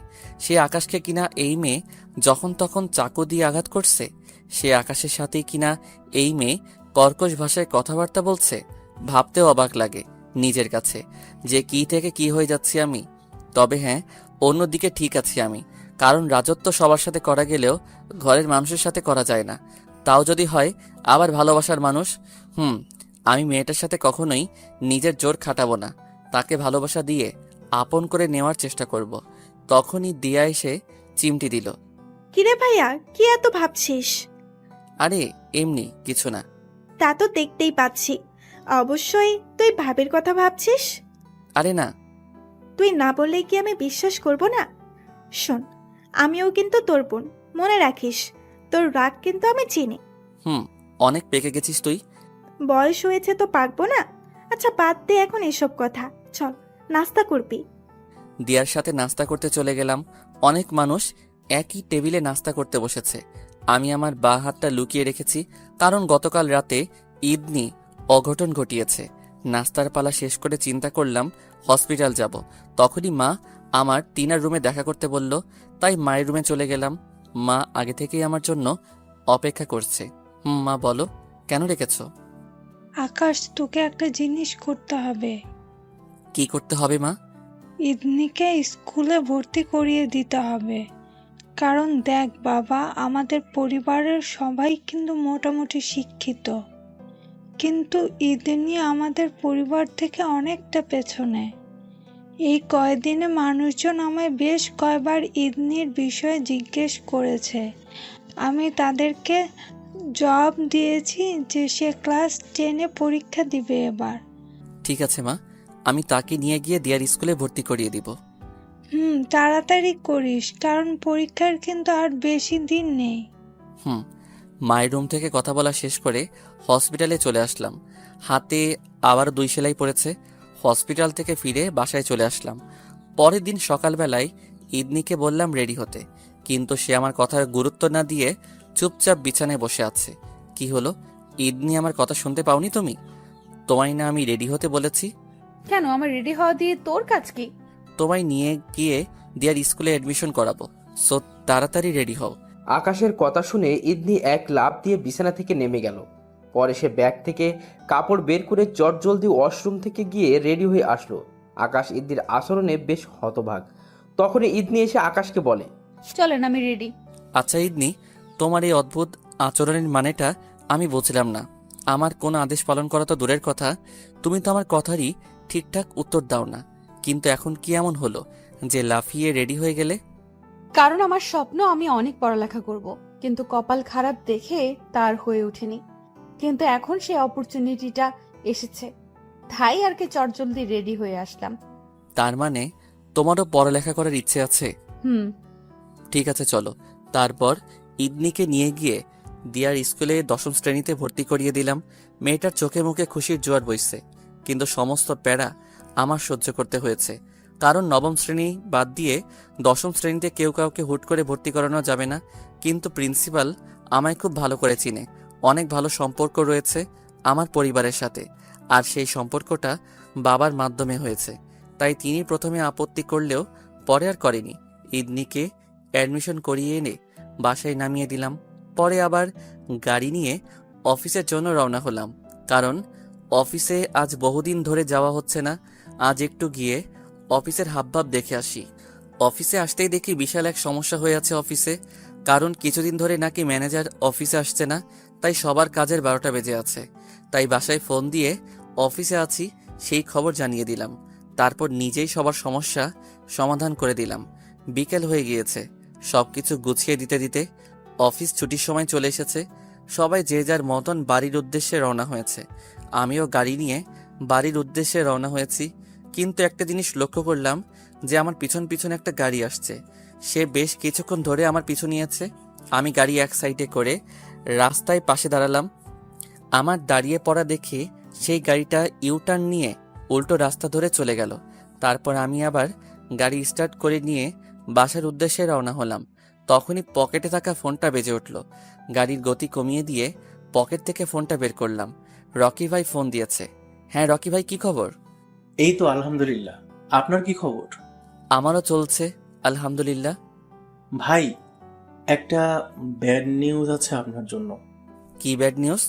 আন্ডারওয়ার্ল্ডের অনেক কজন মাফিয়া মিলে আপনাকে এবং আপনার সমস্ত ছেলেপেলেকে মেরে ফেলা ষড়যন্ত্র করেছে, কিন্তু কারা এর পেছনে আছে তা আমি জানি না। রকি ভাইয়ের কথা শুনে মাথায় পুরো বাজ পড়ল মতন অবস্থা। কিন্তু কেন রকি ভাই? আমি তো আন্ডারওয়ার্ল্ডের সাথে যুক্ত নেই, তাহলে কিসের শত্রুতা আমার সাথে? সেটাই তো বড় সমস্যা, যে আপনি আন্ডারওয়ার্ল্ডের সাথে যুক্ত নেই, তাই তো সবাই আপনার পেছনে লেগেছে। কিন্তু কেন? কারণ অনেকেই চায় যে আপনার দেশে হস্তক্ষেপ করতে, কিন্তু আপনি থাকলে সেটা কখনোই সম্ভব নয়। কারণ আপনি কোনো কিছুতে না থাকলেও আপনি তাতে বাধা দেবেন, আর এটা সবাই জেনে গেছে। তাই আপনাকে শেষ করে দেওয়ার চক্র করছে তারা। ভাই, আন্ডারওয়ার্ল্ডের মধ্যে শুধু আপনার সাথে সম্পর্ক রয়েছে আমার, তাছাড়া তাদের আগামাথাও কিছু জানি না আমি। তাহলে আন্ডারওয়ার্ল্ডের লোকেরাই কেন আমার পিছনে লাগলো? ভাই, সেটা আমারও অজানা, তবে যদ্দূর জানি এর পেছনে অন্য কেউ রয়েছে, আর সেই অন্য কেউটাই আন্ডারওয়ার্ল্ডের লোকদের টাকা খাইয়ে এসব করছে। তবে আমি সঠিক বলতে পারবো না যে সে কে।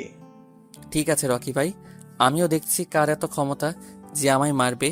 হ্যাঁ, তারা মাফিয়া হতে পারে, কিন্তু আমার দেশে এসে আমার উপরে বাহাদুরি করবে সেই ক্ষমতা তাদের নেই। তা হয়তো নেই, কিন্তু তারা সর্বোচ্চ চেষ্টা করবে। সো আপনি একটু সাবধানে থাকবেন, আর কোনো ধরনের সমস্যা হলে আমায় জানাবেন। আমি পাকিস্তান থেকে আপনাকে সাহায্য করব। ধন্যবাদ রকি ভাই। ভাই, ভালো থাকবেন। আপনিও। রকি ভাইয়ের সাথে কথা শেষ করে জোরে গাড়ি টেনে বাসায় চলে আসলাম। মাথা পুরো জ্যাম খেয়ে আছে রকি ভাইয়ের কথা শোনার পর থেকে। চুপচাপ রুমে চলে আসলাম। রুমে এসে দেখি ইদনি আয়নার সামনে দাঁড়িয়ে দাঁড়িয়ে চুল আঁচড়াচ্ছিল। সে আমায় দেখতে পেয়ে চিরুনিটা ফিক্কা দিয়ে আমার গায়ে মেলা মারল। পরে সে তেড়েফুড়ে এসে আমার চুল টেনে ধরল। ইদনি, কি করছো কি তুমি? তুই এতটা সময় কোথায় ছিলি? অফিসে গিয়েছিলাম। এখন কিসের তোর অফিস? হ্যাঁ, তুই যে বিয়ে করেছিস সেটা কি তোর মাথায় নেই? হ্যাঁ আছে। আর তুমি আমার চুল ছাড়ো। না, আমি ছাড়বো না, কারণ তুই আমায় রেখে এতটা সময় অফিসে কি করছিলি? আরে আজব তো, কি শুরু করলে তুমি? হ্যাঁ, তোমার সাথে আমার কিসের কি যে বাড়িতে পড়ে থাকতে হবে আমার? তুমি তো আমার স্বামী হিসেবেই মানো না, তাহলে এতটা হাইপার হচ্ছ কেন এই বিষয় নিয়ে? কারণ আমার একা থাকতে বোরিং লাগে।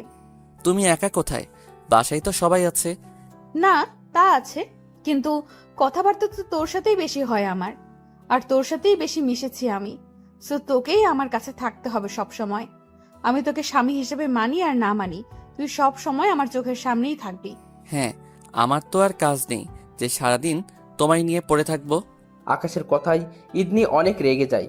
ইদনি আকাশের চুল ছেড়ে দিয়ে তাকে সজোরে একটা ধাক্কা মারে, যার ফলে আকাশ বিছানার উপরে গিয়ে আছড়ে পড়ে, আর ইদনি গিয়ে আকাশের গায়ের উপরে উঠে বসে।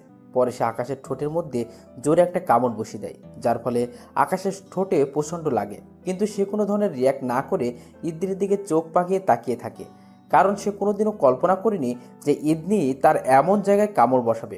আকাশ অবাক দৃষ্টিতে ইদনির দিকে তাকিয়ে থাকে, কিছুক্ষণ পর ইদনি তাকে ছেড়ে দিয়ে দূরে সরে যায়। এবার আকাশ ইদনিকে বলে, ইদনি, কি ছিল এটা? তোর শাস্তি। ঠিক আছে, কিন্তু ঠোঁটে কামড় কেন? ইদনি এবার চুপচাপ হয়ে যায়, কারণ এতটা সময় তার মাঝে হুঁশ জ্ঞান কিছুই ছিল না। কারণ সে আকাশের কোথায় কামড় দিয়েছে সেটা সে নিজেও বলতে পারবে না। কিন্তু যখন আকাশের মুখ থেকে ঠোঁটের কথা শোনে তখন তার হুঁশ জায়গা মতন আসে, তাই সে লজ্জায় চুপ হয়ে যায়। কি হলো, কথা বলছো না যে? আসলে আমি না বুঝে অমনটা করেছি।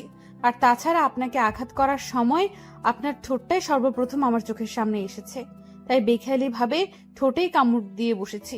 আর বেখেয়ালি হওয়ার কারণটা হলো আপনার উপরে অতিরিক্ত মাত্রায় রাগ উঠেছে আমার। কারণ কেন, আপনি আমায় একা বাসায় রেখে এতটা সময় বাসার বাইরে থাকবেন। তা ঠিক আছে, তোমার তীব্র রাগের কারণে তুমি আমার ঠোঁটে কামড় বসিয়েছো, কিন্তু হঠাৎ তুই থেকে আপনি হয়ে গেলাম কি করে? নাকি কাহিনীটা কি একটু বলবে? না না, কিছু না, এমনি আপনি রাখছি। ও ঠিক আছে, সমস্যা নেই, কিন্তু সামনের বার থেকে আমায় আঘাত করার আগে কোথায় আঘাত করছো সেটা দেখে শুনে করবে। ইদনি আর কোনো কথা বলে না, মাথা নামিয়ে চুপচাপ আকাশের থেকে কিছুটা দূরে বসে আছে। আর আকাশও কিছু বলে না। আর তাছাড়া আকাশও জানে ইদনির আপনি বলার কারণ। সে ভালো করে জানে যে উট পাহাড়ের নিচে আসলেই পাগলামি শুরু করে। সেমটা ইদনিও করেছে। আচ্ছা ঠিক আছে, আমি নিচে যাচ্ছি, তুমি রুমে থাকো। আকাশ নিচে যাওয়ার জন্য বিছানা থেকে ফ্লোরে পা নামায়। তখনই ইদনি এসে খপ করে আকাশের শার্ট খামচে ধরে তার বুকে মাথা রাখে। তারপর ইদনি বলতে থাকে, আপনি প্লিজ এখন নিচে যাবেন না, আমাকে একটু সময় দিন। আপনি, আমার একা একা একদম ভালো লাগে না ঘরের মধ্যে থাকতে। প্লিজ আপনি যাবেন না। অবাকের পর অবাকই হচ্ছে খালি, কারণ মেয়েটা সেই তখন থেকে অদ্ভুত আচরণ করছে। এই নিয়ে কি হয়েছে বলো তো তোমার? কেউ কি তোমায় কিছু বলেছে, না কোনো কারণে তুমি ভয় পেয়েছো? না, আমায় কেউ কিছু বলেনি, আর কোনো ভয়ও পাইনি। তাহলে এমন অদ্ভুত ধরনের আচরণ কেন করছো তুমি? তুমি তো আমায় সহ্যই করতে পারো না, তাহলে হঠাৎ এমন পাগলামো করছো? বললাম তো, আমার একা থাকতে ভালো লাগে না, আমি একা থাকতে পারি না, তাই আমার তোকে চাই এখন। তুই একদম এখন নিচে যাবি না, চুপচাপ আমায় নিয়ে রুমের মধ্যে বসে থাকবি। না হয় যদি তুই এখন নিচে যাস তাহলে কিন্তু তোর পায়ের মধ্যেও আমি ছুরি মেরে দিব। ইদনির পাগলামো থেকে আকাশ আর নিচে যায় না। সে চুপচাপ ইদনির আচরণে সাড়া দিচ্ছে। আর ইদনি আকাশের বুকে মুখ গুজে দিয়ে শব্দ করে ফোপাচ্ছে।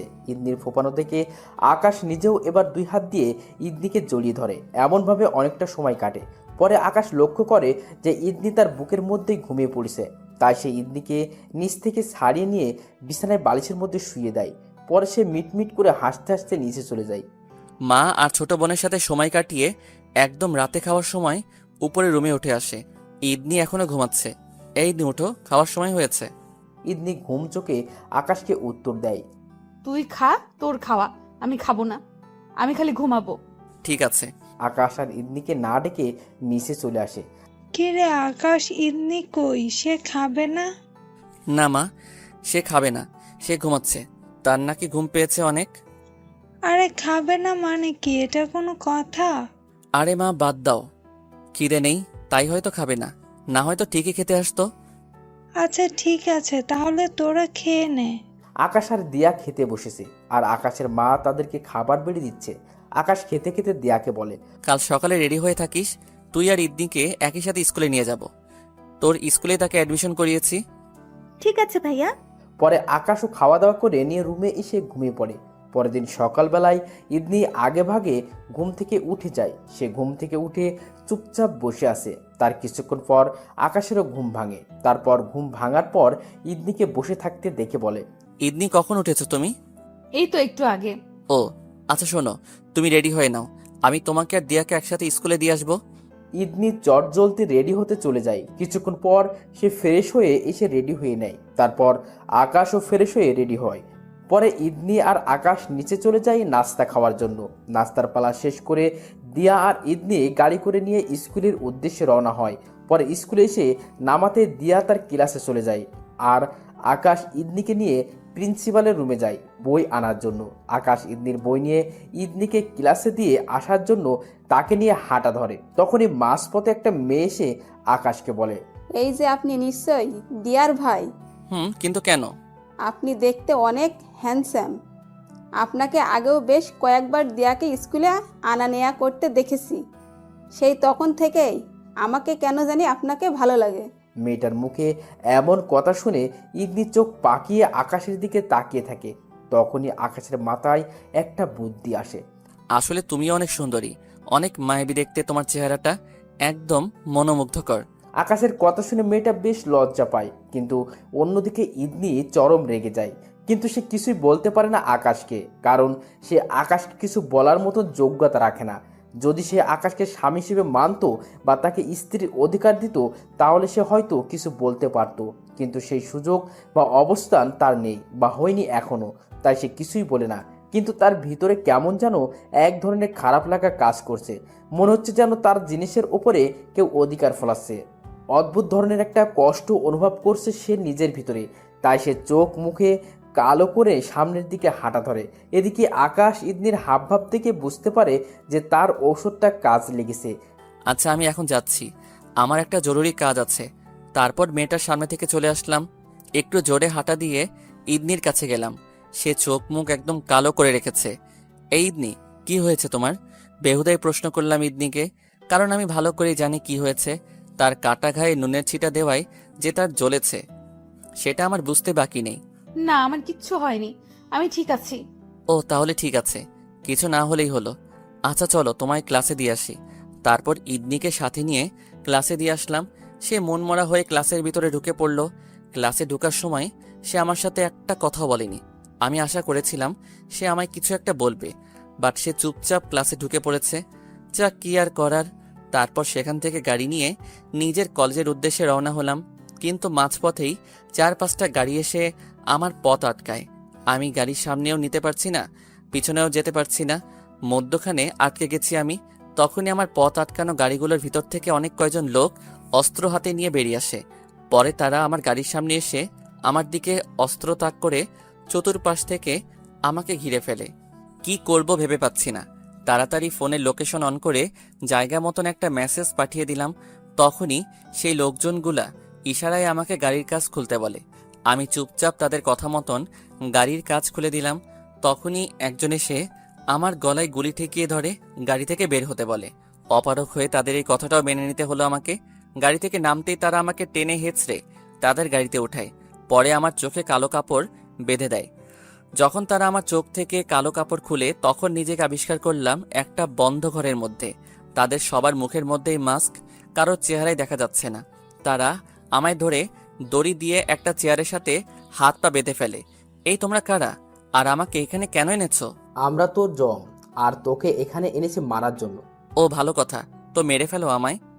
না, এত সহজে না। আমাদের ম্যাম আসছে, তারপর তোকে কিভাবে মারবে সেটা তিনি ডিসাইড করবে। আমাদের কাজ হচ্ছে তোকে উঠিয়ে আনা, তাই তোকে আমরা উঠিয়ে এনেছি। আর কিছুই বললাম না, চুপচাপ হয়ে বসে আছি। তারা আমায় বেঁধে রেখে অন্য রুমে চলে গেছে।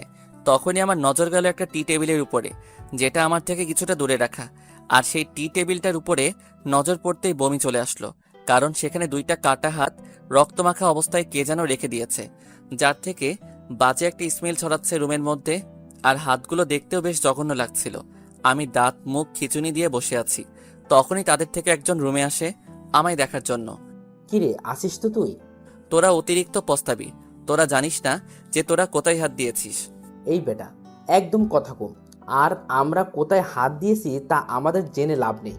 ম্যাম অর্ডার করেছে তোকে তুলতে, তাই তোকে তুলে এনেছি। এরপর যা হবে ম্যাম বুঝে নেবে সেসব। আর তুই যত বড় কিছুই হোস না কেন, আমাদের সাথে কোনোদিন এই পেরে উঠবি না। সো চুপচাপ বসে থাক। ম্যাম হয়তো চলেই আসবে আর কিছু সময়ের মধ্যে। তারপর উপরে টিকিট কেটে দিলে চুপচাপ উপরে চলে যাস।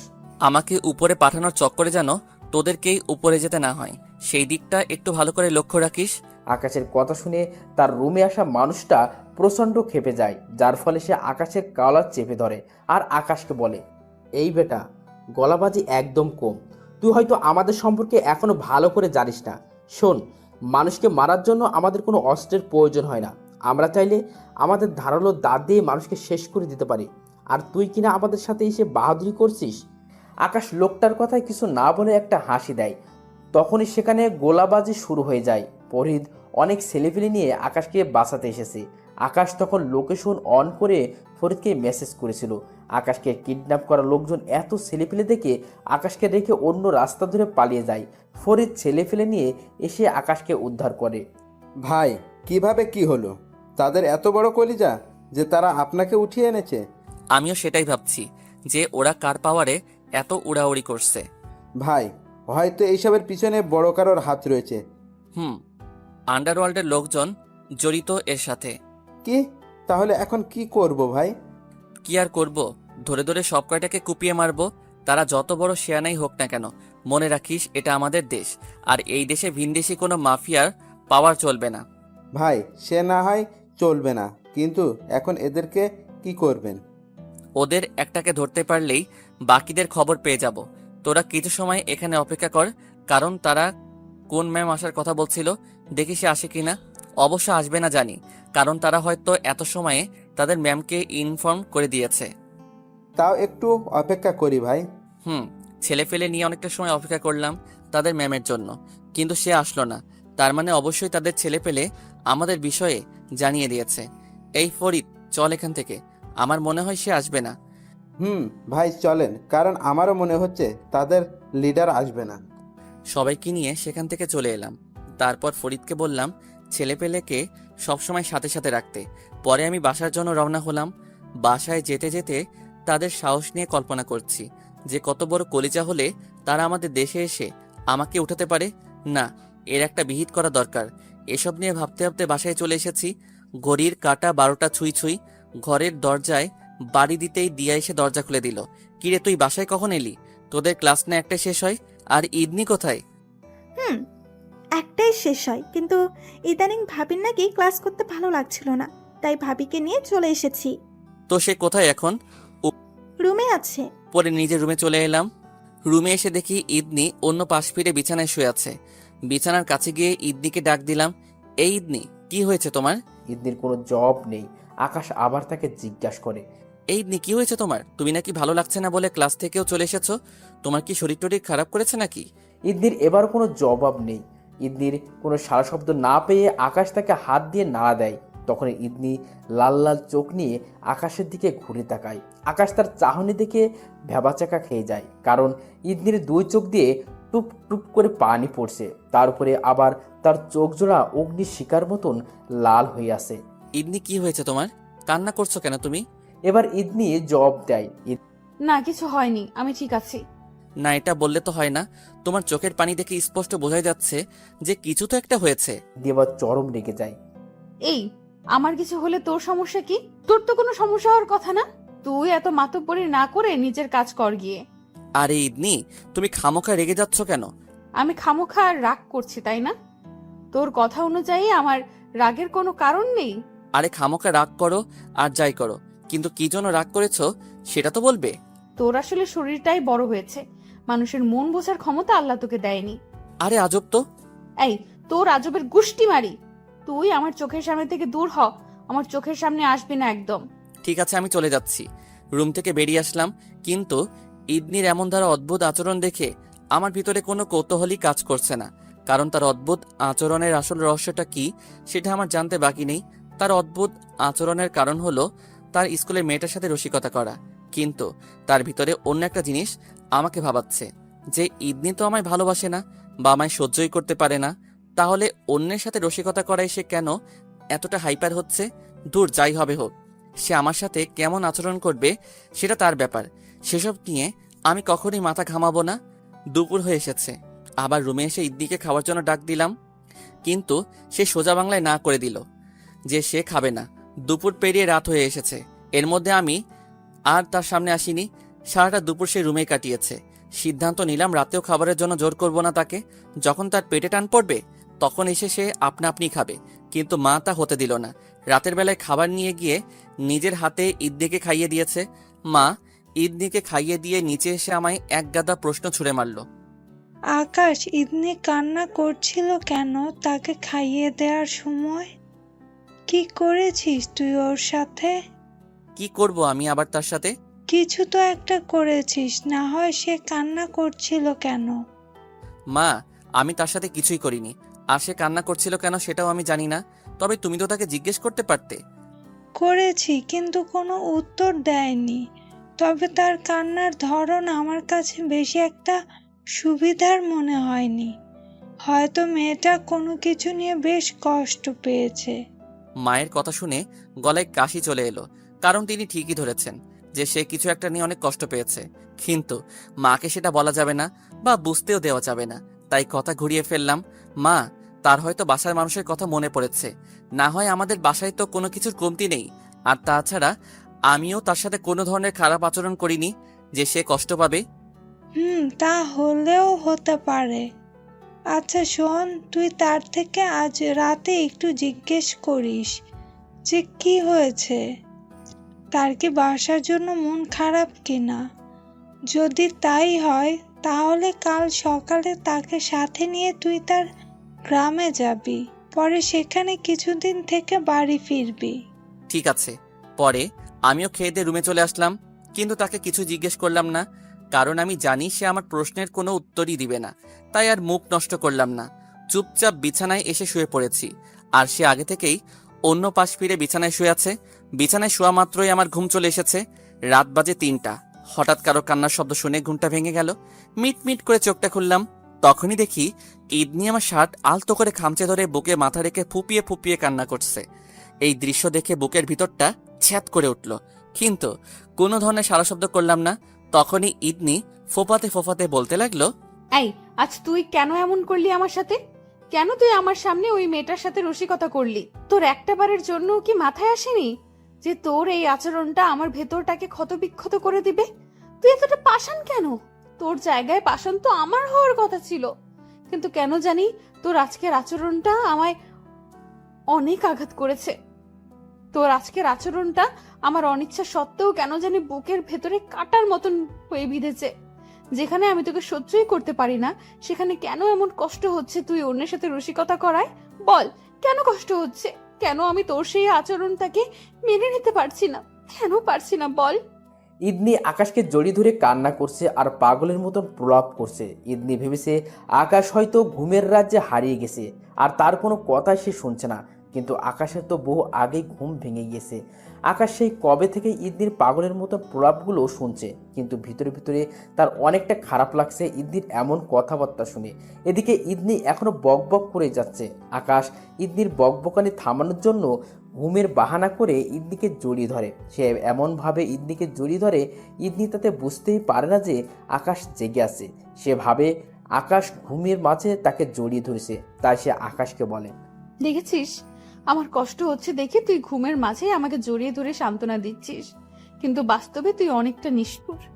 ইদনির এমন কথায় আকাশ ভুলেই যায় যে সে এতটা সময় ধরে ইদনির সাথে ঘুমের ভান করে নাটক করছিল। সে এবার নিজের অজান্তেই বলে ওঠে, আমি ঘুমের রাজ্য থেকেই তোমাকে সান্ত্বনা দিচ্ছি, সো তুমিও এবার কান্না থামিয়ে ঘুমের রাজ্যে হারিয়ে যাও। আকাশের কথার শব্দ শুনে ইদনি ভ্যাবাচাকা খেয়ে যায়। সে আশ্চর্যজনকভাবে আকাশের দিকে তাকিয়ে তাকে বলে, তুই ঘুমাসনি? আকাশ এবার জিভে কামড় দিয়ে বসে, কারণ সে বেকুবের মতন একটা কাজ করে ফেলেছে। এতটা সময় ঘুমের বাহানা করে আমার কথা শুনছিলি, তাই না? আকাশের আর বাঁচার উপায় নেই, সে ধরা খেয়ে গিয়েছে। আরে কে বলেছে আমি ঘুমাইনি? আমি তো ঘুমিয়েছি, আর এখনো ঘুমের মধ্যেই আছি, আর ঘুমের মধ্যে থেকেই তোমার সাথে কথা বলছি। আকাশের কথা শুনে ইদনি দাঁতে দাঁত চেপে ধরে আকাশকে বলে, শয়তান কুত্তা কোথাকার, তুই আস্ত একটা শয়তান। আমি শয়তান আর তুমি ধোয়া তুলসী পাতা। ইদনি আকাশের কথার কোনো উত্তর না দিয়ে সোজা আকাশের বুকের মধ্যে কামড় বসিয়ে দেয়। আকাশ ইদনির এমন ধারা আচরণ দেখে খিটমিট করে হাসতে শুরু করে। আকাশের হাসির শব্দ শুনে ইদনি আকাশের বুক ছেড়ে দিয়ে মাথার নিচ থেকে বালিশ উঠে নিয়ে সোজা তার মুখের মধ্যে চেপে ধরে। তারপর রাগান্বিত কণ্ঠে আকাশকে বলতে থাকে, জানোয়ার, তোকে একদম খুন করে ফেলবো আমি, একদম আসবি না তুই। আকাশ ইদনির এমন পাগলামিমূলক আচরণ থেকে শরীর জোর খাটিয়ে মুখের উপর থেকে বালিশটা ফেলে দেয়। পরে ইদনিকে শক্ত করে জড়িয়ে ধরে চুমু খেতে আরম্ভ করে। আর এই দিকে ইদনি আকাশের ঠোঁটের উষ্ণ ছোঁয়া পেয়ে পুরোপুরি শান্ত হয়ে যায়। সে যেন পাগলামি বন্ধ করার মেডিসিন পেয়েছে। আকাশের মেডিসিনের কার্যকারিতা তার উপরে এত পরিমাণ প্রভাব ফেলে যে সে পাগলামের রাজ্য ছেড়ে অন্য কোনো রাজ্যে গিয়ে পাড়ি জমায়। ইদনি চুপচাপ আকাশের স্পর্শ অনুভব করছে। অবশ্য সে চুপচাপ থাকলেও তার ভিতরটা টয়লেটের মতন উতাল পাতাল করছে। সে যেন নিজের ভিতরটাকে কোনোভাবেই শান্ত করতে পারছে না। তখনই আকাশ তাকে ছেড়ে দেয় আর বলে, এবার ঘুমিয়ে পড়ো। ইদনি চুপচাপ আকাশের কথা মেনে নেয়। সে চোখ বন্ধ করে শুয়ে আসে। কিন্তু তার ভিতর থেকে মাতাল প্রবাহ এখনো পুরোপুরি বের হয়নি। এখনো তার ভিতরে আকাশের স্পর্শের রেশ রয়ে গিয়েছে। সে মনে মনে চিন্তা করে, কে আমি কি সত্যি সেই ইতনি যে কিনা এই লোককে প্রথম দেখায় ছুরি মেরেছিলাম, আর আজকে সেই লোকের স্পর্শেই আমার ভেতরটা উথাল পাথাল করছে? না, আমি তো আর আমি নেই, বদলে গেছি আমি। কারণ আমার শরীরের সমস্ত রক্ত সব সময় রাগের কারণে উত্তক্ত হয়ে থাকতো, আর আজও রক্ত উত্তক্ত হয়ে আছে, কিন্তু সেটা ভিন্ন কোনো কারণে না। আমার মাঝে পরিবর্তন এসেছে। ইদনি এসব নিয়ে ভাবতে ভাবতে ঘুমিয়ে পড়ে। অন্যদিকে সকালবেলায় ইদনির আগে আকাশের ঘুম ভাঙে। সে ঘুম থেকে উঠে ফ্রেশ হয়ে নেয়, পরে ইদনিকে ডাক দেয়। এই ইদনি, ঘুম থেকে উঠো, তোমার স্কুলে যাওয়ার সময় হয়ে এসেছে। সো উঠে তাড়াতাড়ি রেডি হয়ে নাও। পরে তোমাকে আর দিয়াকে স্কুলে দিয়ে এসে আমি আবার কলেজে যাব। আকাশের ডাকে ইদনি ঘুম থেকে উঠে যায়, কিন্তু সে আকাশকে বলে, না, আপনার আমাদেরকে স্কুলে নিয়ে আসতে হবে না, আমি আর দিয়া মিলে চলে যেতে পারবো। না, তা হচ্ছে না। আমি তোমাদেরকে স্কুলে পৌঁছে দিয়ে এসেই কলেজে যাব। এই খচ্চর, চুপ একদম। আমি বলেছি না আমরা আমাদের মতন চলে যেতে পারবো, আমাদেরকে তোর নিয়ে আসতে হবে না। তাও কেন তুই স্কুলে দিয়ে আসার জন্য বাড়াবাড়ি করছিস? সেই মেয়ের সাথে কথা বলার জন্য নাকি? তুই কি ভেবেছিস আমি কিছু বুঝি না? ইদনি দেখো, তেমনটা কিছুই নয়। এই রাখ তোর তেমন, তোর তেমনের গুষ্টি মারি আমি। আমাদেরকে তোর স্কুলে দিয়ে আসতে হবে না, আমরা একাই স্কুলে যাব। ইদনি, তুমি রাগ দেখাও আর যাই করো, তোমাদেরকে আমি একা ছাড়ছি না।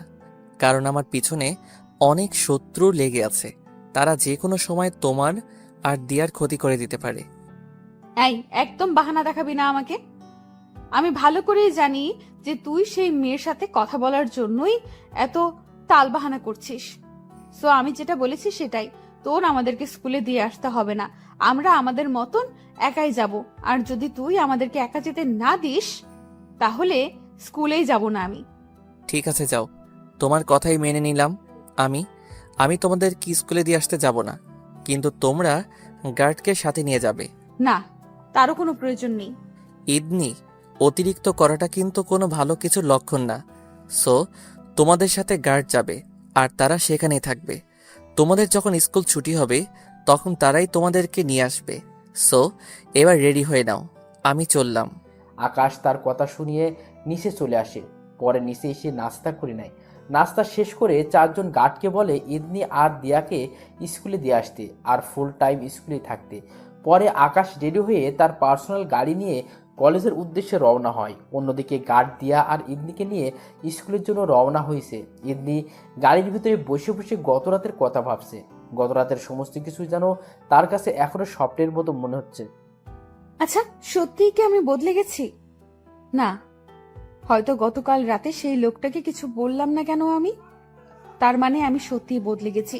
না, আমার নিজেকে সংশোধন করতে হবে। আমি লোকটার আচরণে তাল মিলালে হবে না, কারণ লোকটাকে আমি ঘৃণা করি।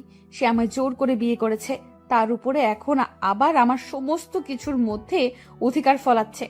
সো আমি আবার আগের মতন হয়ে যাব।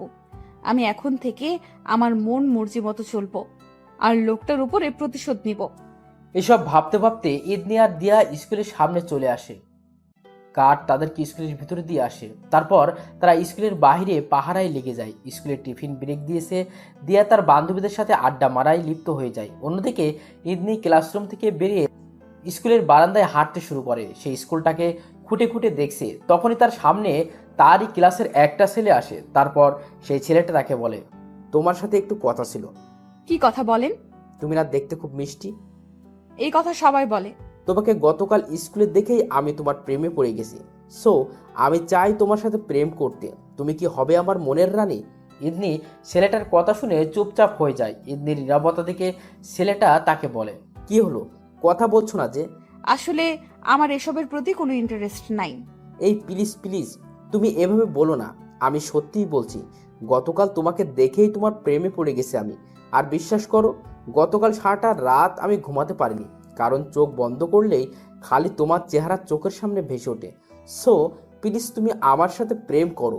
আমি তোমায় কখনো কষ্ট দিব না, একদম রানী বানিয়ে রাখবো তোমাকে। কখনো তোমার মনে আঘাত লাগতে দিব না। তুমি যাই বলবে তা মুখ বুজে সহ্য করে নেব, মেনে নেব তোমার সমস্ত আবদার। ইদনি ছেলেটার ভোলা ভালা কথা শুনে মুহূর্তের জন্য ভুলে যায় সে যে বিবাহিত, তার সাথে অন্য কারো জীবন জড়িয়ে আছে। আর সেই ছেলেটাও ইদনির ব্যাপারে জানে না যে ইদনি বিবাহিত। ইদনি ছেলেটাকে বলে, আমিও এমন কাউকে জীবনে চেয়েছিলাম, কারণ আমার অধিক পরিমাণে রাগ। তাই আমি এমন কাউকে জীবনে আশা করেছিলাম যে সব সময় আমার রাগের প্রাধান্য দিবে, কিন্তু কপাল খারাপ আমার যে এমন কাউকেই পাইনি। আরে আমি তো এসে গেছি, আমি তোমার সমস্ত রাগের প্রাধান্য দিব, তোমার কথার দ্বিমত কখনো পোষণ করব না। তুমি মুখ ফুটে যাই বলবে আমি তাই মেনে নেব, প্লিজ তুমি রাজি হয়ে যাও। আচ্ছা ঠিক আছে, আমি ভেবে জানাবো। তুমি আগামীকাল আমায় ভেবে জানিও, আমিও তোমার জন্য অপেক্ষা করব। তারপর ছেলেটা চলে যায়, কিন্তু ইদনি সেখানে দাঁড়িয়ে থাকে। অন্যদিকে তাদের দুজনের সমস্ত আলাপ গার্ড শুনে নিয়েছে, কারণ গার্ড ইদনিকে ক্লাসরুম থেকে বের হতে দেখেই তার দিকে এগিয়ে আসে। কিন্তু মাঝপথে ছেলেটা ইদনির সাথে এসে কথা বলায় গার্ড একটু দূরে নিজেকে আড়াল করে ফেলে, যার ফলে সে সমস্ত কথা শুনে ফেলে। এদিকে টিফিন ব্রেকের সময় শেষ, ইদনি গিয়ে ক্লাসে বসে। সে ক্লাস বসে বসে সেই ছেলেটার কথা ভাবছে। ছেলেটা তো সুন্দরী আছে, তার উপরে আমার সমস্ত ইচ্ছার প্রাধান্য দিবে বলেছে। অন্তত সে লোকটার মতন তো আর করবে না। না, এই ছেলেকেই আমি আপন করে নিব, কারণ আকাশ নামক খচ্চরটা আমার দুই চোখের বিষ। তাকে আমার কেমন জানি সহ্যই হয় না। আর হবেই বা কি করে, সে তো আমার অনেক বড়। তার উপরে সব সময় আমার উপরে জোর খাটানোর ট্রাই করে, আর জোর খাটিয়ে আমাকে বিয়েটা করেছে। সো এই ছেলের সাথেই আমি রিলেশনে চলে যাব আর তার উপরে প্রতিশোধ নিব। কি ভেবেছিস তুই যে তুই আমাকে বিয়ে করলেই আমাকে নিজের করে পেয়ে যাবি? তাহলে ভুল ভেবেছিস তুই, কারণ ইদনি এক কথার মানুষ, আর তার রাগ সম্পর্কে তুই এখনো ভালো করে জানিস না। সো এই ইদনিকে কোনো দিনও আপন করে পাবি না। অন্যদিকে আকাশ ক্লাসে বসে আছে আর স্যার লেকচার দিচ্ছে, কিন্তু তার মন অন্য কোথায়। সে বসে বসে ইদনির চিন্তা করছে। তার মনে কেন জানে কু ডাকছে ইদনির জন্য। ইদনি ঠিক আছে তো, নাকি আমার প্রতিপক্ষ ইদনির কোনো ক্ষতি করে দিয়েছে কে জানে। না, এখনই আমি ইদনির স্কুলে যাব। সেই মোতাবেক স্যার থেকে ওয়াশরুমের জন্য ছুটি নিয়ে বেরিয়ে গেলাম। ব্যর্থ হয়েছি ওয়াশরুমে যাব বলে, কিন্তু আমি তো আর ওয়াশরুমে যাব না, আমি যাব হলো ইদনির স্কুলে। তাই রাহাতকে বললাম ক্লাস ছুটি হলে আমার ব্যাগ নিয়ে যেন সে বাসায় চলে যায়। রাহাত হলো আমার কলেজ ফ্রেন্ড। কলেজ থেকে বের হতেই ফোনটা বাজতে শুরু করলো। পকেট থেকে ফোনটা বের করতেই দেখি পাকিস্তানের মাফিয়া রকি ভাই ফোন দিয়েছে। ফোনটা রিসিভ করে সালাম বিনিময় করলাম। ভাই, একটা ব্যাড নিউজ আছে আপনার জন্য। কি ব্যাড নিউজ? ভাই, আমি তো সমস্ত কিছু জেনে গেছি যে কারা আপনার পেছনে লেগেছে। কে লেগেছে আমার পিছনে? ভাই, যে আপনার পেছনে লেগেছে সে হলো আন্ডারওয়ার্ল্ডের অনেক বড় মাফিয়া, যার নাম হলো আলফা। আর সেই আপনাকে মারার জন্য লোক পাঠিয়েছে। তবে তার পেছনে বাংলাদেশের কে আছে সেই খবর এখনো হাতে আসেনি। তবে আমার মনে হয় বাংলাদেশের কেউই নেই। আলফাই আমাদের দেশে শাসন করার জন্য এসব করছে। আর শুনলাম 2-1 দিনের মধ্যে নাকি আলফার ছেলে পেলে আপনাকে উঠিয়ে নিয়েছিল, কিন্তু তারা নাকি আপনাকে বেশি সময় আটকে রাখতে পারেনি, কারণ আপনার ছেলে পেলে নাকি আপনাকে বাঁচাতে চলে এসেছিল। তাই তারা আরো ছেলে পেলে দেশে মোতায়েন করছে আপনাকে এবং আপনার পুরো টিমকে মারার জন্য। আর আলফা নিজেও 2-1 দিনের মধ্যে বাংলাদেশে যাবে। তো ভাই, এখন এসব থেকে মুক্তি পাওয়ার সমাধান কি? তাদেরকে কি করে শেষ করতে পারবো আমি? আর আপনি আমায় এসব থেকে পিছে ছুটানোর জন্য কিভাবে সহযোগিতা করতে পারবেন? ভাই, আমি আপনার জন্য ফেস টু ফেস কিছুই করতে পারবো না, কারণ আলফা অনেক বড় মাফিয়া আন্ডারওয়ার্ল্ডের। তার সোর্স এবং ছেলে পেলেও অনেক বেশি। তার সাথে কখনোই আমি পেরে উঠবো না। আর সে যদি জানে যে আমি আপনাকে সাহায্য করেছি, তাহলে সে আমায় জানে মেরে দেবে। তার মানে আপনি আমার সাথে থাকবেন না? আরে ভাই, তেমনটা নয়। আপনার সাথেই থাকবো আমি, কিন্তু আড়ালে থেকে সাহায্য করব। আর আমার বাংলাদেশে যেই ছেলে পেলে আছে তাদেরকে বলে দিব আপনার টিমের সাথে যুক্ত হয়ে আপনাকে সাহায্য করতে। তবে আমার মনে হয় না তাতেও কোনো কাজ হবে, কারণ আলফার জনবল অনেক শক্তিশালী। তার টিমে এমন এমন মানুষ রয়েছে যারা মানুষকে কামড়ে মেরে ফেলতে পারে। আর আপনাকে মারার জন্যও সেসব মানুষকে বাংলাদেশে পাঠিয়েছে। আর তাদের মাঝে সবচাইতে ভয়ঙ্কর হলো একটা মেয়ে, যার বয়স বেশি হবে না, অনেক অল্প বয়সী একটা মেয়ে, কিন্তু সে মানুষ মারায় অনেক দক্ষ। সেই মেয়েটাই আলফার পুরো টিমকে ট্রেন করেছে মানুষকে কামড়ে মেরে ফেলার। সো তাকে যদি আপনি শেষ করতে পারেন তাহলে আলফা টিম অনেকটা নড়বড়ে হয়ে যাবে। ঠিক আছে ভাই, আমি দেখছি। ভাই, সাবধানে থাকবেন, আর আমি আপডেট নিউজ আপনাকেই দেব। ঠিক আছে। তারপর ফোন রেখে দিলাম। ভিতরে ভিতরে অনেক ভয় কাজ করছে, কিন্তু সেই ভয়টা নিজেকে নিয়ে নয়, সেই ভয়টা হলো আমার মা আর ছোট বোন দিয়াকে নিয়ে। তার উপরে আবার ইদনি তো আছেই, কারণ অন্যের ঘরের একটা মেয়ে নিয়ে এসেছি, তার উপরে সে মা হারা। তো আমার যদি কিছু হয় তাহলে আমার মা, বোন আর ইদনিকে কে সামলাবে? এসব ভাবতেই চোখের কোণ বেয়ে টুপ করে 2 ফোঁটা পানি গালে গড়িয়ে পড়ল। তাড়াতাড়ি চোখের পানি মুছে ইদনির স্কুলে চলে গেলাম। তাকে আর দিয়াকে বাসায় নিয়ে আসবো, আজকে তাদের আর ক্লাস করতে দিব না। স্কুলের প্রিন্সিপালকে বলে আকাশ দুদিনের জন্য ছুটি নিয়ে নেয়। স্কুলের পিয়ন 10ম শ্রেণীর ক্লাসে গিয়ে বলে, আজকের মতন ইদনি আর দিয়া ছুটি, বাইরে কেউ আপনাদের জন্য অপেক্ষা করছে। দিয়া আর ইদনি ক্লাস থেকে বের হতেই দেখে আকাশ দাঁড়িয়ে আছে। ইদনিকে আকাশকে দেখতে পেয়ে তার কাছে গিয়ে বলে, কি হলো, আমাদের ছুটি করালেন কেন? চুপচাপ গিয়ে গাড়িতে বসো, আজকে আর ক্লাস করতে হবে না। দিয়া গিয়ে গাড়িতে বসে, কিন্তু ইদনি দাঁড়িয়ে আছে। ইদনি দাঁড়িয়ে থাকা দেখে আকাশ একটু রাগান্বিত কণ্ঠে ইদনিকে বলে, ইদনি, আমি বলেছি গাড়িতে গিয়ে বসতে। ইদনি গিয়ে চুপচাপ গাড়িতে বসে। পরে আকাশ তাদেরকে নিয়ে চুপচাপ বাড়িতে চলে আসে। বাসায় এসে দিয়া তার রুমে চলে যায়, আর ইদনি আর আকাশ তাদের রুমে চলে আসে। তখনই আকাশ ইদনিকে বলে, আজকে তুমি সারাক্ষণ আমার চোখের সামনে থাকবে, এক ফোঁটাও আমার চোখের সামনে থেকে নড়বে না। কেন নড়বো না? কি ঠেকা আমার যে আপনার সামনে আমার সারাক্ষণ দাঁড়িয়ে থাকতে হবে? ইদনি প্লিজ, তোমায় 2টো হাত জোর করে বলছি, প্লিজ তুমি আজকে আমার কাছে কাছেই থাকো। ইদনি আকাশকে আর কিছু বলে না, কারণ আকাশের গলার স্বর তার কাছে কেন জানি অন্যরকম লাগছে। তাই সে আকাশের কথায় আর প্রশ্ন তুলে না, চুপচাপ তার কথায় মেনে নেয়। তবে কিছুক্ষণ যেতেই ইদনি লক্ষ্য করে আকাশের আচরণের কেমন যেন পরিবর্তন ঘটছে, কিন্তু সে তারপরেও আকাশকে কিচ্ছু জিজ্ঞাসা করে না। সে চুপচাপ আকাশের সামনে বসে আছে, আর আকাশ বিছানায় শুয়ে আছে। সে আকাশের কথা মতন তার সাথে রুমের মধ্যে সারাদিন ছিল। অন্যদিকে ইদনির বিষয়ে গার্ড এখনো আকাশকে কিছু জানায়নি। দেখতে দেখতে রাত হয়ে এসেছে। ইদনি খাবারের টাইমে গিয়ে নিচ থেকে খাবার খেয়ে আসে, কিন্তু আকাশ কিছুই খায় না। সে সকালে খেয়েছে, সে মন মরা হয়ে শুয়ে আছে। ইদনি ধীরে ধীরে আকাশের অনেকটা পরিবর্তন লক্ষ্য করে। সে বুঝতে পারে যে আকাশের কিছু একটা হয়েছে, তাই সে এবার আকাশকে জিজ্ঞাসা করে, কি হয়েছে আপনার? ইদনির কথার কোনো উত্তর দেয় না আকাশ। তাই ইদনি নিজের অজান্তেই আকাশের বুকে হাত রাখে। পরে তাকে আবার জিজ্ঞেস করে, এই কি হয়েছে আপনার? আপনি এমন মনমরা হয়ে আছেন কেন? আকাশ এবারও কিছু বলে না, সে কখনো চুপচাপ হয়ে আছে। এদিকে ইদনি যে তার ঝুড়ির নিচ থেকে হাত রেখেছে, সেদিকেও আকাশের কোনো খেয়াল নেই। সে নিজের মতো শুয়ে আছে। এই যে কি হয়েছে বলেন না আমায়। আপনার এমন অদ্ভুত আচরণ দেখে আমার না কেমন জানি লাগছে। এবার আকাশ উত্তর দেয়, আমার কিছু হয়নি, তুমি চুপচাপ ঘুমিয়ে পড়ো। ইদনি আর কোনো কথা বলে না, সে চুপচাপ আকাশের বুকে হাত থেকে ঘুমিয়ে পড়ে। আকাশও কিছুক্ষণ পর ঘুমিয়ে যায়, কিন্তু সে ঘুমের ঘোরে স্বপ্ন দেখে যে আলফা তাকে মেরে ইদনিকে তার সাথে নিয়ে গিয়েছে। ইদনিকে তার সাথে নিয়ে গিয়ে তার বিশাল বাংলোয় আটকে রেখে তার সাথে অশালীন আচরণ করছে। তখনই আকাশ ঘুমের ঘোরে চেঁচিয়ে ওঠে, যার ফলে তার ঘুম ভেঙে যায়। সে ঘুম ভাঙার পর বুঝতে পারে যে সে এতটা সময় স্বপ্ন দেখছিল। সে চোখ মেলে আশেপাশে ঘুরে ঘুরে তাকাতে থাকে। তখনই তার নজর ইদনির দিকে যায়। তার নজর ইদনির দিকে পড়তেই সে দেখতে পায় ইদনি চিতাবাঘের মতন চোখ বড় বড় করে ভয়ানক দৃষ্টিতে আকাশের দিকে তাকিয়ে আছে। মনে হচ্ছে যেন ইদনি আকাশের আস্ত গিলে খেয়ে ফেলবে। আকাশ চমকে যায় ইদনির এমন ভয়ানক চাহনি দেখে। তাই সে ইদনিকে জিজ্ঞাসা করে, ইদনি, কি হয়েছে? তুমি আমার দিকে এমন ভয়ানক দৃষ্টিতে তাকিয়ে আছো কেন? আচ্ছা, তোমার সমস্যাটা কি বলো আগে। আমার তো কোনো সমস্যা নেই, সমস্যা তো তোমার এনা মনে হচ্ছে, তাই চিতাবাঘের মতন আক্রমণাত্মকভাবে আমার দিকে তাকিয়ে আছো। সমস্যাটা আমার, কিন্তু তার কারণটা হলি তুই।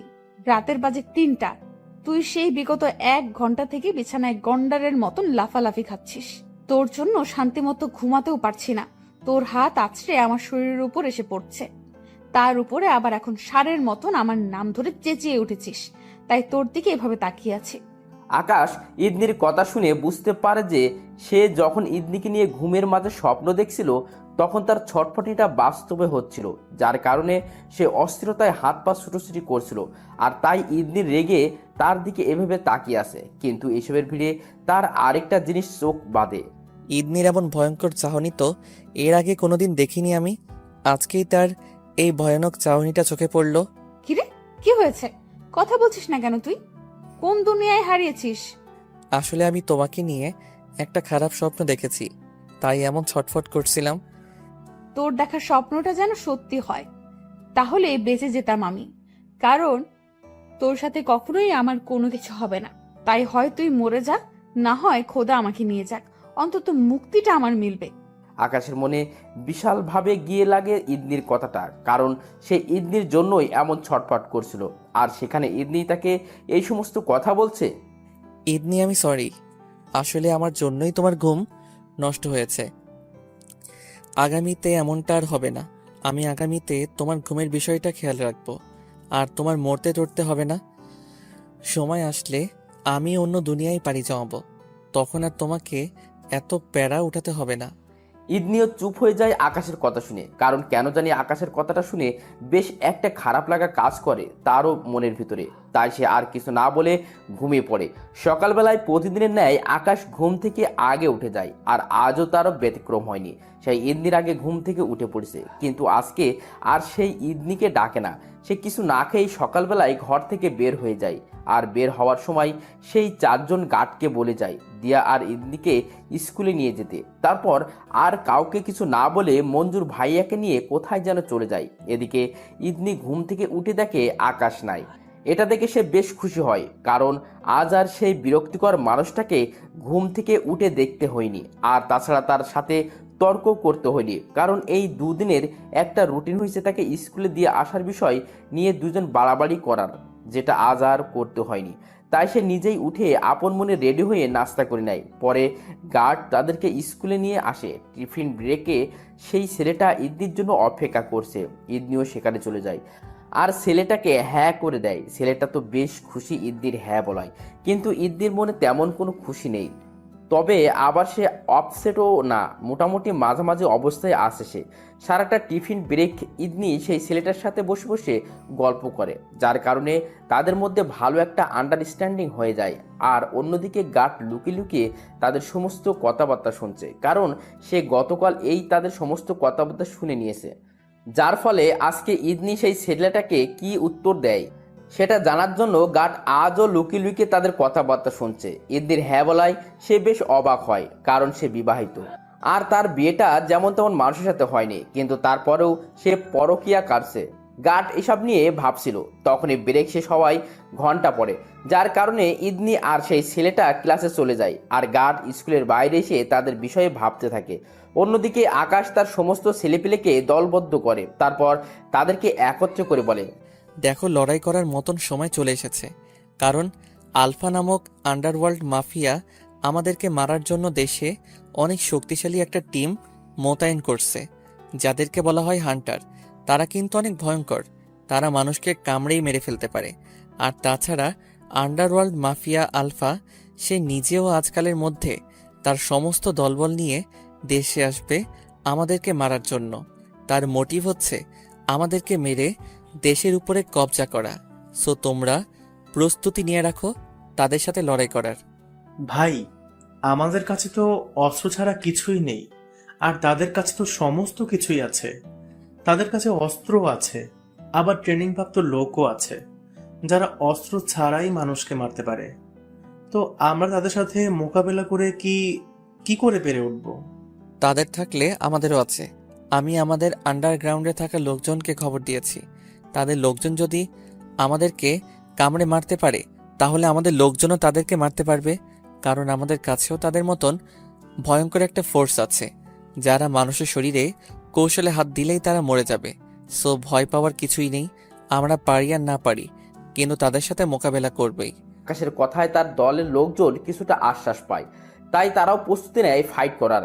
আকাশ সবাইকে গুছিয়ে গাছিয়ে বিকাল 5টায় বাসায় উদ্দেশ্যে রওনা হয়। তখন মাফিয়া রকি তাকে ইনফর্ম করে যে আলফা বাংলার মাটিতে পা দিয়ে দিয়েছে।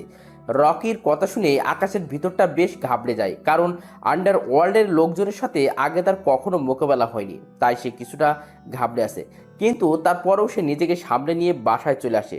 বাসায় এসে নিজের রুমে চলে যায়। পরে একা একাই রুমে বসে বসে কিছু একটা চিন্তা করতে থাকে। অন্যদিকে ইদনি নিচে দিয়ার সাথে গল্প করছে।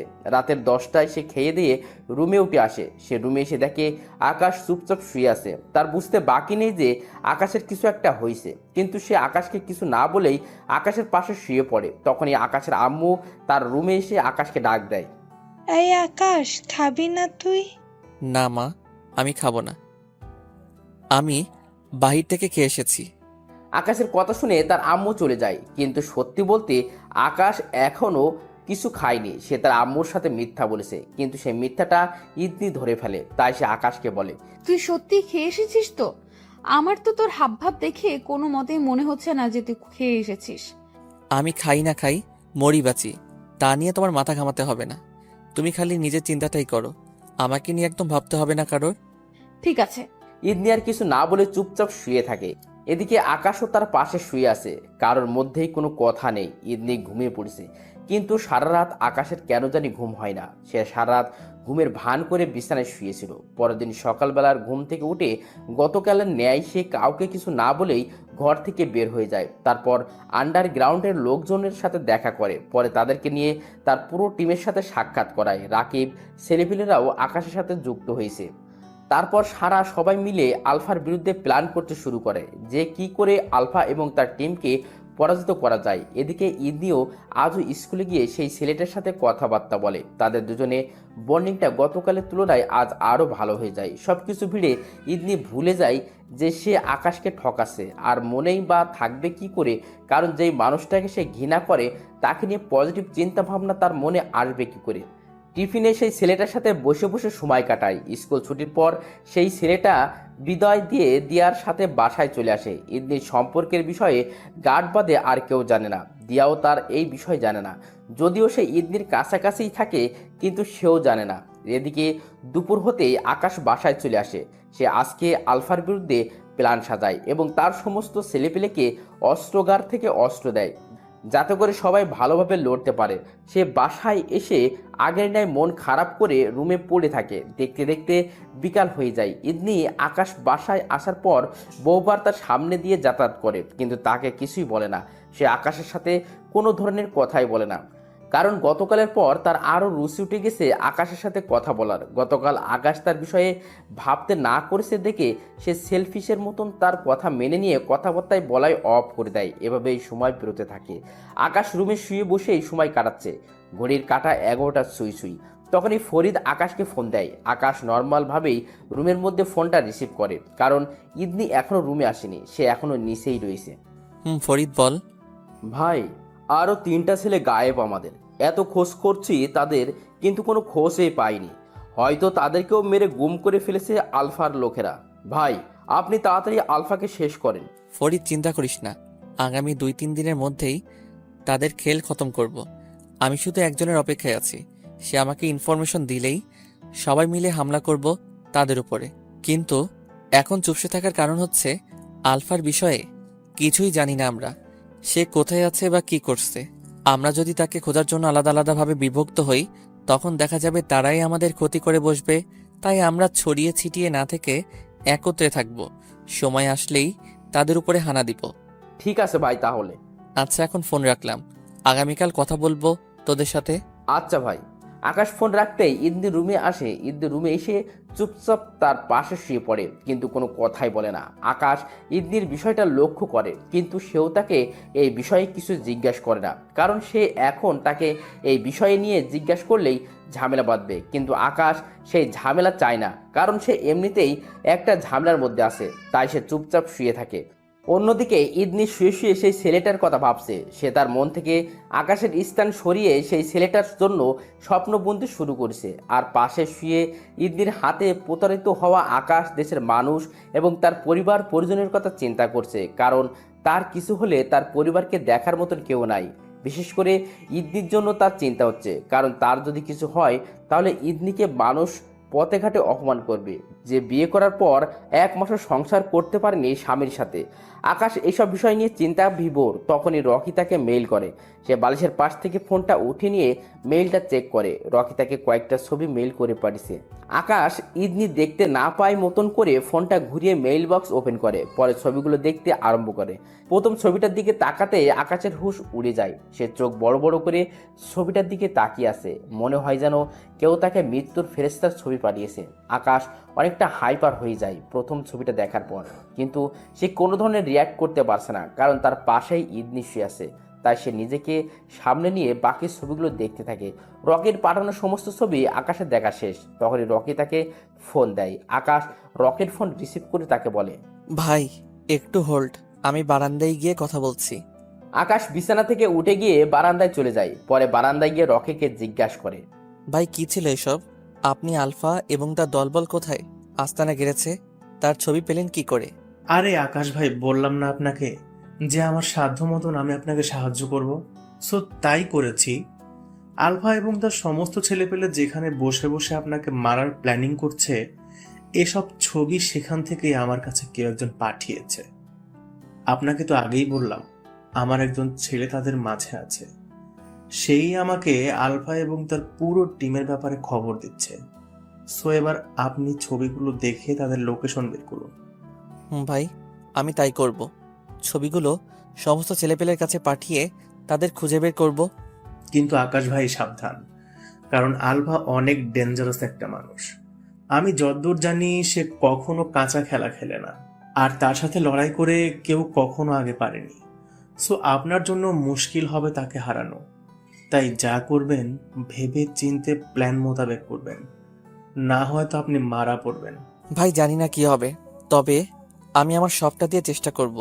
ভাই আবারও বলছি, সাবধানতার সাথে কাজ নেবেন, কারণ সে আগেও বহু বড় বড় মাফিয়াকে হারিয়েছে, আর তারা আপনার থেকেও বড় বড় মাফিয়া ছিল। তাই আপনাকে নিয়ে আমার ভয় হচ্ছে। সত্যি বলতে আমার ভরসা হচ্ছে না আপনার উপরে যে আপনি তার সাথে পেরে উঠবেন, কারণ তার যে শক্তিশালী ফোর্স, তাদের সাথে কখনোই পেরে ওঠা সম্ভব না। বলতে গেলে এক কথায় সব কয়টা হয় না, মানুষকে মেরে চিড়ে ফুঁড়ে রক্ত খাওয়ায় তাদের কাজ। সো মাথা ঠান্ডা করে কাজ নিন। আপনি যদি একবার তার কাছে হেরে যান তাহলে তো সোজা মারা পড়বেন, আর আপনার পরিবারকেও সে ছাড়বে না। আকাশ এমনিতেই ঘাবড়ে আছে, তার উপর সে রকির কথা শুনে আরও ঘাবড়ে যায়, কারণ তার কাছে ছেলেপিলে আছে ঠিক, কিন্তু সে তাদেরকে নিয়ে আলফার মোকাবেলা করতে পারবে কিনা সেটা নিয়ে তার ভয় হচ্ছে। সে এই কয়দিন আলফার ভয়াবহতা সম্পর্কে অনেকটুকুই জেনেছে। আলফা কতটা ভয়ঙ্কর আর নিষ্ঠুর সেটা ভেবে তার ভয় পাচ্ছে। যদি দেশের কোনো মাফিয়া হতো তাহলে সে ইজিলি তার সাথে মোকাবেলা করতে পারতো, কিন্তু আলফা তো অনেক বড় মাফিয়া, আর তার জন্যই সে পুরো আন্ডারওয়ার্ল্ডের মাফিয়াদের হাতে মুঠোই করে রেখেছে। তার সাথে আন্ডারওয়ার্ল্ডের কোনো মাফিয়া পাঙ্গা নেওয়ার মতন সাহস করে না, আর সে তার সাথে লড়াই করতে চলেছে। আকাশের ভয় যেন ক্রমশ বেড়েই চলেছে, তবে ভয়টা সে নিজেকে নিয়ে পাচ্ছে না। তার ভয়টা হচ্ছে অন্য জায়গায়। সে মরে গেলেও কোনো আপত্তি নাই, কিন্তু তার পরিবারের কোনো ক্ষতি না হওয়া চাই। সে তার মা বোনকে অনেক বেশি ভালোবাসে। তার উপরে তার ভালোবাসার কাতরে নতুন করে সামিল হয়েছে ইদনি, যাকে সে কোনোভাবেই হারাতে চায় না। সে তাকে অনেক বেশি ভালোবাসে, কিন্তু আলফা যদি তাকে পরাজিত করে ইদনিকে আর তার মা বোনের ক্ষতি করে দেয়, সেটা কোনোভাবে মানতে পারবে না। তার বুক ধুপ ধুপ করে কাঁপছে। তখনই রকি তাকে বলে, ভাই ভয়ের কিছু নেই, মাথা ঠান্ডা করে কাজ নিলেই সব হয়ে যাবে। আকাশের চোখে পানি চলে আসে তার মা বোন আর ইদনির কথা ভেবে। সে কান্না জড়িত কণ্ঠে রকিকে বলে, রকি ভাই, আমার একটা আবদার রাখতে হবে আপনাকে। কি আবদার? ভাই আমার যদি কিছু হয়ে যায় তাহলে আপনি আমার মা বোনকে নিজের দেশে নিয়ে চলে যাবেন, কারণ তাদের কিছু না হওয়া চাই। আর বিশেষ করে ইদনিকেও সাথে নেবেন, কারণ মেয়েটাকে আমি খুব বেশি ভালোবাসি রকি ভাই। এমনিতেই মেয়েটাকে তার মতের বিরুদ্ধে গিয়ে বিয়ে করে অনেক বড় অন্যায় করে ফেলেছি আমি তার সাথে। এর উপরে যদি আমার কারণে আলফা তার কোনো ক্ষতি করে বসে, তাহলে আমি সেটা মরে গিয়েও মানতে পারবো না। প্লিজ ভাই, আপনি তাদেরকে দেখে শুনে রাখবেন। আমার কারণে ইদনির কিছু না হওয়া চাই। ভাই মেয়েটাকে আমি আমার নিজের জীবনের চাইতেও বেশি ভালোবাসি, আমার নিজের জীবনের বিনিময়ে হলেও আমি তাকে রক্ষা করতে চাই। আমি মরে যাই তাতে কোনো আফসোস নেই আমার, কিন্তু তার কিছু হলে আমার জীবনটাই বৃথা হয়ে যাবে। প্লিজ ভাই, আপনি তাদেরকে আপনার হেফাজতে রাখবেন। আকাশ রকিকে এসব বলতে বলতে কান্না করে দেয়। তার কান্নার আওয়াজ রকি ফোনের অপর প্রান্ত থেকে শুনতে পায়। তার ভয়টা যেন আরো বহুগুণে বেড়ে গেছে। আরে আকাশ ভাই, আপনি শান্ত হন, প্লিজ কান্না করবেন না আপনি। ইনশাল্লাহ আপনার কিচ্ছু হবে না, বরং আপনিই তাদের পরাজয় করবেন। আর আপনার কিছু হোক বা না হোক, আমি এখন থেকে আপনার মা, বোন আর প্রিয় মানুষদের জিম্মাদারি নিচ্ছি। আমার জীবন থাকতে তাদের কোনো ক্ষতি হতে দেব না আমি। ধন্যবাদ ভাই। আকাশ ভাই, আমি বলছি আপনি পারবেন। আপনি সমস্ত ভয় ভীতি দূর করে পারফেক্ট একটা প্ল্যান করেন তাদেরকে শেষ করার। আলফা কিছু করার আগেই অপ্রত্যাশিতভাবে আপনি তার উপরে হামলা করবেন, তাহলে সে জয়ের মুখ কোনোদিন দেখবে না। তাহলে এখন ফোন রেখে শান্ত মাথায় প্ল্যান সাজান। আকাশ ফোন রেখে দিয়ে চুপচাপ বারান্দায় বসে আছে। সে বারান্দায় বসে বসে আলফার বিরুদ্ধে প্ল্যান করে। তার প্ল্যানটা রকির কথা মোতাবেক এই সাজায়। সে আলফা কিছু করার আগেই তার উপরে হামলা করার পরিকল্পনা করে। আগামীকাল সকালে সে আলফার উপরে হামলা করবে। সমস্ত কিছু মাথায় সেট করে নেয়। এসব নিয়ে ভাবতে ভাবতে সারা রাত ঘুম না গিয়ে বারান্দায় কাটিয়ে দেয়। পরে সকাল হতে রুমে চলে আসে। সে রুম এসে দেখে ইদনি ঘুমিয়ে আছে। সে চুপচাপ ইদনির পাশে বসে তারপর আলতো করে ইদনির মাথায় হাত বোলাতে থাকে। ইদনির মাথায় হাত বোলাতে বোলাতে তারও ঘুম পেয়ে যায়। তাই সে নিজেও অজান্তেই ঘুমিয়ে পড়ে। যখন তার ঘুম ভাঙে তখন সে দেখতে পায় ইদনি তাকে ডাকছে। এই যে উঠুন, আমার স্কুলের সময় হয়ে এসেছে, আমায় তাড়াতাড়ি স্কুলে দিয়ে আসুন। আকাশ ঘুম থেকে উঠে ইদনির কথা শুনে চমকে যায়, কারণ ইদনি আজ তাকে নিজেই বলছে স্কুলে দিয়ে আসতে। সে অবাক হলেও ইদনিকে কিছু বলে না। ইদনির কথা মতন চুপচাপ ওঠে, রেডি হয়ে দিয়া আর ইদনিকে স্কুলে দিয়ে আসে। আর সাথে সাথেই সেই 4 জন গার্ডকে অন্য গাড়ি নিয়ে স্কুলে আসতে বলে। সে এখন কোনোভাবেই রিস্ক নিতে চায় না, কারণ তার প্রতিপক্ষ এখন যে কোনো সময় তাদেরকে উপরে হামলা করতে পারে। তাই গার্ডকে স্কুলে কড়া পাহারায় থাকতে বলে। পরে সে সেখান থেকে সোজা তার ছেলেপেলের কাছে চলে যায়। তারপর সবাইকে তৈরি হতে বলে লড়াই করার জন্য। আকাশ সবাইকে জানিয়ে দেয় আগামীকাল তারা সবাই আলফার উপরে হামলা করবে, আর আজকের মধ্যে তাদের লোকেশন খুঁজে বের করতে হবে। আকাশের কথা শুনে ফরিদ তাকে বলে, ভাই তাদের লোকেশন কি করে বের করব? তাদের কোনো ইনফরমেশন এই তো নেই আমাদের কাছে। ফরিদ, তাদের ইনফরমেশন আমার কাছে আছে। আমি তোদের সবার ফোনে কিছু ছবি পাঠাচ্ছি। তোরা সেই ছবিগুলো দেখে চিনতে পারিস কিনা দেখ যে তারা এখন কোথায় অবস্থান করছে। আকাশ সবাইকে ছবিগুলো পাঠায়। সবাই ছবিগুলো ভালো করে দেখতে থাকে। তখনই তাদের একজন বলে ওঠে, ভাই, আমি এই লোকেশনটা চিনি। এই লোকেশনটা হচ্ছে চৌধুরী নগর। চৌধুরী নগরে 18 তলা একটা বিল্ডিং এর কাজ চলছিল, কিন্তু সেটা এখন বন্ধ কোনো না কোনো কারণে। এই পিকগুলো সেই বিল্ডিং এই তোলা হয়েছে, কারণ ছবির ব্যাকগ্রাউন্ডে একটা টাওয়ার দেখা যাচ্ছে, যেটার পাশে হচ্ছে আমার এক বন্ধুর বাড়ি। এই তো এবার জমবে খেলা। আগামীকাল এই লোকেশনে গিয়েই হামলা করব সকলে মিলে। আকাশ তারপর সবার সাথে মিলে পরিকল্পনা করে যে কে কিভাবে হামলা করবে আর কে কোন পজিশনে থাকবে। অন্যদিকে ইদনি স্কুলে এসে প্রতিদিনের ন্যায় টিফিন ব্রেকে সেই ছেলেটার সাথে কথা বলে। গার্ড আজকেও ইদনি আর সেই ছেলেটার ফলো করে। এদিকে আকাশ তার সমস্ত প্ল্যান সবাইকে বুঝিয়ে দিয়েছে। সে সমস্ত কিছু শেষ করে বেশ রাত করে বাড়ি ফিরে। ইদনি দিয়ার রুমে বসে বসে তার সাথে গল্প করছিল। তখনই গার্ড আকাশকে দেখতে পেয়ে তাকে বলে, ভাই আপনার সাথে কিছু কথা আছে, আপনি একটু সাইডে আসুন। আকাশ গার্ডের কথা মতন বাড়ির পাশের একটা খালি জায়গায় যায়। আর এই গার্ডটাই সে যে কিনা ইদনির পারপিয়াই সম্পর্কে জানে। বলো। ভাই জানি না আপনি কি মনে করবেন, হয়তোবা আমার উপর চরম রেগে যেতে পারেন, কিন্তু তাও আমার আপনাকে আজ কথাগুলো বলতে হবে, না হয়তো অনেক বড় সমস্যা হয়ে যাবে। আরে কি কথা বলবে তো? ভাই, ভাবি স্কুলে একটা ছেলের সাথে সম্পর্ক জড়িয়েছে। কি? ভাই সত্যি, আজ কয়দিন যাবৎ তাদের এই সমস্ত কিছু আমি নোটিশ করেছি। আপনি হয়তো আমার কথা বিশ্বাস নাও করতে পারেন, কিন্তু আমার কথাগুলো সত্যি। তাহলে তুমি এসব আমায় আগে জানাওনি কেন? ভাই আমি শুরুতেই ভেবেছি ভাবি শুধরে যাবে, আর তাছাড়াও ভাবির বিষয়ে আপনার সাথে এসে কথা বলার মতো সাহস করতে পারছিলাম না আমি, কিন্তু আজ আর না বলে পারলাম না, তাই সাহস করে এসে বলেছি। এত সব চলছে আমার পিছনে পিছনে, তাই তো বলি ইদনির এতটা পরিবর্তন কেন? তবে আমার কেন জানি এখনো তোমার কথা বিশ্বাস হচ্ছে না। ভাই, আমি জানতাম আপনার বিশ্বাস হবে না, তাই আমি অনেক কয়টা ছবি তুলে রেখেছি তাদের। এই যে দেখেন ছবি। গার্ড নিজের ফোনে তোলা ছবিগুলো আকাশকে দেখায়। আকাশ ছবিগুলো দেখে কিছু বলার মতন ভাষা হারিয়ে ফেলে। তাও সে গার্ডকে বলে। আচ্ছা আমি দেখছি, তুমি তোমার কাজে যাও। গার্ড চলে যায়। গার্ড যেতেই আকাশ ধূপ করে মাটির মধ্যে বসে কান্না করে দেয়। তার কলিজাটা যেন ছিঁড়ে যাচ্ছে ইদনির সম্পর্কে এসব জেনে। ইদনি, তুমি কেন করলে এমনটা আমার সাথে? আমি তো তোমায় অনেক ভালোবাসি। হ্যাঁ, তোমার মতের বিরুদ্ধে তোমায় বিয়ে করেছি, কিন্তু কখনো তো তোমার উপরে জুলুম বা অত্যাচার করিনি। কখনো তো তোমার শরীরের উপরে নিজের খায়শিতের অধিকার ফলাইনি। তাও কেন তুমি আমার সাথে এমন করলে? ইদনি, কিসের কমতি রেখেছি তোমার আমি? আমার জানা মতে কোনো কিছুরই তো কমতি রাখিনি। তাও তুমি আমায় এভাবে ঠকালে। বলো, কেন ঠকালে তুমি আমায় এভাবে? আকাশ এসব বলতে বলতে কান্নায় মশগুল হয়ে পড়ে। আকাশ অনেকটা ভেঙে পড়ে ইদনির এমন আচরণে। আগামীকাল তার এত বড় একটা লড়াই, আর আজকে ইদনি তার ভিতরটাকে ক্ষত বিক্ষত করে দিয়েছে। যেখানে ইদনি তার পাশে থাকার কথা ছিল, সেখানে ইদনি তাকে ভিতর থেকে মেরে ফেলেছে। সে ঘন্টা খানিক মাটিতে বসে কান্না করে, তারপর কোনোভাবে নিজেকে সামলে নেয় আর মনে মনে ঠিক করে ইদনিকে সে সেই ছেলের হাতে তুলে দিবে। ইদনি, তোমায় আমি সেই ছেলের হাতে তুলে দিব। আমি চাই না তুমি আমার সাথে থেকে কষ্ট পাও।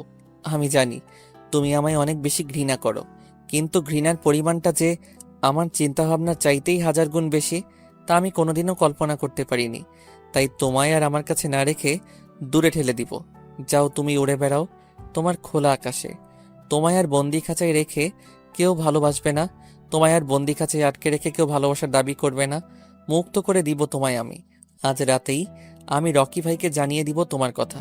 আমি যদি আগামীকাল লড়াই করতে গিয়ে নিজের প্রাণ হারাই, তাহলে তিনি যেন তোমায় সেই ছেলের সাথে মিলিয়ে দেয়। আকাশ চোখ মুখ মুছে নিয়ে সোজা বাসায় প্রবেশ করে, তারপর নিজের রুমে প্রবেশ করে। আকাশ বাসায় এসেছে দেখতে পেয়ে ইদনি দিয়ার রুম থেকে নিজের রুমে চলে আসে, কিন্তু সে আকাশের সাথে কোনো কথা বলে না, চুপচাপ বিছানায় শুয়ে পড়ে। এদিকে আকাশও তাকে কিছু বলে না। সে পকেট থেকে ফোন বের করে বালিশের পাশে রাখে, আর কোমর থেকে মেশিনটা বের করে তার মাথার কাছেই তোষকের নিচে রাখে, যেটা সে প্রতিদিনই এই করে। পরে ওয়াশরুমে চলে যায় ফ্রেশ হতে। কিছুক্ষণ পর ফ্রেশ হয়ে ফিরে আসে। পরে এসে সেও চুপচাপ শুয়ে পড়ে, কোনো কথাবার্তা ছাড়াই। তারপর বালিশের পাশ থেকে ফোনটা হাতে নিয়ে ইদনির কথা লিখে রকিকে একটা টেক্সট পাঠায়। তারপর ফোনটা আবার বালিশের পাশে রেখে চুপচাপ চোখ বুজে শুয়ে থাকে, কিন্তু তার চোখে ঘুম নেই। আর সারাটা রাত ও হয়তো তার ঘুম হবে না। অন্যদিকে ইদনি ঘুমের রাজ্যে হারিয়ে গেছে। এভাবেই সকাল হয়ে যায়। ভোরবেলায় এসে আকাশের চোখ লাগে, কিন্তু তার চোখের পাতা বেশিক্ষণ সে একত্রে রাখতে পারে না। নানান চিন্তায় তার ঘুম ভেঙে যায়। সে ঘুম থেকে উঠে দেখে ইদনি বিছানায় নাই, কিন্তু সে তার মাথার সামনে দাঁড়িয়ে আছে। আকাশ ঘুম থেকে জেগেছে দেখতে পেয়ে ইদনি রুম ছেড়ে নিচে চলে যায়। আকাশ বেশ অবাক হয় ইদনির আচরণে, কিন্তু সে কোনো ধরনের রিয়াক্ট না করে ওয়াশরুমে চলে যায়। পরে ফ্রেশ হয়ে এসে আপন মনে তোষকের নিচ থেকে মেশিনটা কোমরে গুজে নিয়ে লড়াই করার জন্য প্রিপারেশনে নেয়। তারপর নিচে চলে আসে। নিচে এসে দেখে ইদনি আর দিয়া বসে বসে গল্প করছে। কি রে দিয়া, স্কুলে যাবি না? না ভাইয়া, আজকে স্কুলে যাব না। কিন্তু কেন? ভাবিন নাকি আজ কেন জানি স্কুল যেতে ইচ্ছে করছে না, আর আমারও শরীরটা একটু খারাপ লাগছে। ঠিক আছে, আজ যেতে হবে না স্কুলে। তারপর আকাশ আর কাউকে কিছু না বলে চুপচাপ ঘর থেকে বেরিয়ে যায়। অন্যদিকে ইদনি আকাশের বেরিয়ে যাওয়ার দিকে অদ্ভুতভাবে তাকিয়ে আছে। এদিকে আকাশ তার ছেলেপিলের কাছে আসে। পরে সবাই অস্ত্র শস্ত্র নিয়ে চৌধুরীনগর রওনা হয় আলফাকে মারার জন্য। চৌধুরীনগরের সেই বিল্ডিংয়ের সামনে গিয়ে আকাশের প্ল্যান মোতাবেক সবাই নিজের পজিশন মতন দাঁড়িয়ে যায় আর পুরো বিল্ডিংটাকে ঘিরে ফেলে। আর আকাশের পাশে ফরিদ আর তার স্পেশাল টিম দাঁড়িয়ে আছে। তখনই বিল্ডিংয়ের ভিতর থেকে একটা মেয়ে তার দলবল নিয়ে বের হয় আর আকাশের দিকে ভয়ানক দৃষ্টিতে তাকিয়ে থাকে। আকাশও মেয়েটাকে দেখতে পেয়ে চমকে ওঠে, কারণ তাকে দেখে কোনোভাবেই আকাশের মানুষ মনে হচ্ছে না। তাকে দেখে রক্তচোষা খচ্চর মনে হচ্ছে। চেহারার ধাঁচ ধরন ও পিশাচের মতন। মানুষের কোনো আলামত তার চেহারায় নেই। যদিও সে মানুষ, কিন্তু মানুষের মতন একদম এই লাগছে না তাকে। আকাশ চুপচাপ তাদের দিকে তাকিয়ে আছে, আর সেই মেয়েটা তার দলবল নিয়ে আকাশের দিকে এগিয়ে আসতে শুরু করে তাকে এবং তার টিমকে মারার জন্য। কিন্তু আকাশের স্পেশাল টিম তাদের মেরে ফেলে। দুই পক্ষের লড়াইয়ে আকাশের স্পেশাল টিমের দুইজন গুরুতরভাবে আহত হয়। তখনই বিল্ডিংয়ের ওপর থেকে কেউ একজন আকাশকে ডাক দেয়। তুই এসে গেছিস? তাহলে রেডি হ মরার জন্য। আমি নিচে আসছি। আকাশ লোকটাকে দেখে চিনতে বাকি নেই সে কে, কারণ রকির পাঠানো ছবি দেখে সে আগেই মানুষটার সম্পর্কে জেনে গেছে। লোকটা হলো আলফা। আলফা একাই নিচে নেমে আসেনি। তারপর সে আকাশকে বলে, বাহ, তোর তো দেখি কলিজা আছে। তুই আমাকেই মারার জন্য চলে এসেছিস, আর তাছাড়া আমার লোকদেরকেও ঘায়েল করেছিস। কলিজা আছে দেখেই তোকে টপকাতে এসেছি, না হয়তো চুপচাপ হাত পা গুটিয়ে বসে থাকতাম। আর তোর লোকজন কেন, তোকেই তো টপকে দিব একটু পর। আকাশের কথা শুনে আলফা অট্ট হাসি দিয়ে তাকে বলে, এই কয়েকজনকে মেরেই তোর এত বাহাদুরি? তুই কি ভেবেছিস আমার শক্তিশালী টিমকে মেরে তুই আমায় দুর্বল করে দিয়েছিস? তাহলে তুই ভুল ভাবছিস, ভুল। কারণ আমার টিমের সবাই আধ্যাত্মিক শক্তির অধিকারী, আর বিশেষ করে এখনো তাদের লিডারকে তো দেখিসনি। সো এবং তার পুরো টিম নিচে নেমে আসলে তো তোদের খেল খতম। আকাশ আলফার কথা শুনে কিছুটা ঘাবড়ে যায়, কারণ সে ভেবেছে সে আলফার টিমের সব চাইতে শক্তিশালী লোকগুলোকে মেরে ফেলেছে, কিন্তু তার ধারণা ভুল। কিরে, আমার কথা শুনেই ঘাবড়ে গেছিস? আলফা, ঘাবড়াই আর যাই করি, তবে একটা কথা জেনে রাখ, তুই তোর মৃত্যুর ভয় আছে, কিন্তু আমাদের নেই। তোকে না মারা পর্যন্ত বা নিজেরা না মরা পর্যন্ত এখান থেকে কেউ যাচ্ছি না। কেউ বলতে ঠিক বুঝলাম না। তোর এই কজন লোক ছাড়া এখানে আর কে আছে? একটু ভালো করে চোখ পাকিয়ে দেখ। আকাশের কথা শুনে আলফা আবার একটা অট্ট হাসি দেয়। আমার দেখার প্রয়োজন নেই, তোর লোকজন কোথায় তুই নিজেই ভালো করে দেখ। আকাশ আলফার কথা মতন আশেপাশে নজর ঘুরাতে দেখতে পায় সে যাদেরকে চতুর্পাশে সেট করেছিল তাদের সবার গলায় আলফার লোকজন গুলি ঠেকিয়ে ধরে রেখেছে। এমন দৃশ্য দেখে আকাশ আরো ঘাবড়ে যায়। কিরে, কিছু দেখতে পেলি? তুই কি ভেবেছিস যে আমি কাঁচা খেলোয়াড়? আমি তোর প্ল্যান সম্পর্কে জানবো না? পাকিস্তানের রকি তার যেই ছেলেকে আমার দলে ভিড়িয়েছে তাকে আমি টাকা খাইয়ে আমার পক্ষ করে নিয়েছি, আর সে আমার কথা মতোই রকির কাছে পিক পাঠিয়েছে, আর রকি সেই পিক তোকে দিয়েছে। শোন, তুই এখানে প্ল্যান সাজিয়ে আসিসনি, বরং আমি তোকে প্ল্যান করে এখানে এনেছি, যাতে করে তোকে মেরে মাটিতে দাফন করতে পারি। তোকে মারার পরপরই রকির কাজ তামাম করব। আমার বিরুদ্ধে ষড়যন্ত্র করার স্বাদ তাকে আমি বুঝিয়ে দেব। আমার ছেলেপেলেকে আটকেছিস দেখে কি আমরা পিছু হাঁটবো ভেবেছিস? তাহলে সেটাও তোর ভুল ধারণা। হায় রে আকাশ, তোর গলার জোর অনেক বেশি। শোন, তুই আমার সাথে এই জন্মে কেন, আগামী 7 জন্মেও পেরে উঠবি না। আর তার নমুনা তুই নিজের চোখেই দেখতে পাচ্ছিস। তুই আমার ছেলেপেলেকে মেরেছিস ভালো কথা, কিন্তু আমি তোর কোনো ছেলেপেলেকে এখনো মারিনি, কারণ আমার ক্ষমতা কতটুকু সেটা তোকে দেখানোর আছে।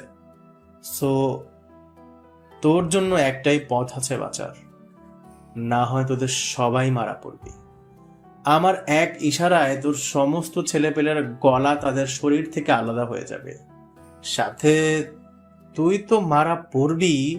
তাই ভালোই ভালোই এসে আমার পায়ে ধরে মাফ চেয়ে নিজের জীবন বাঁচিয়ে নে, না হয় তো সত্যি অনেক ভয়ঙ্কর মৃত্যু হবে তোদের। আলফার কথা শুনে আকাশ এবার অট্ট হাসি আসে। তারপর সে আলফাকে বলে, আলফা, তুই এখনো বাংলার মানুষকে ভালো করে চিনিস না। তারা মরলেও কারোর কাছে মাথা নিচু করে না, আর সেখানে তুই তো বাহিরের পাবলিক। তোর সামনে তো ভুলেও মাথা নিচু করব না, দরকার হয় মরে যাব, তাও তোর কাছে মাথা নিচু করব না। ঠিক আছে, তাহলে মর। তোদেরকে মারার জন্য উপর থেকে মৃত্যুর ফেরেশতাকে মোতায়েন করেছি।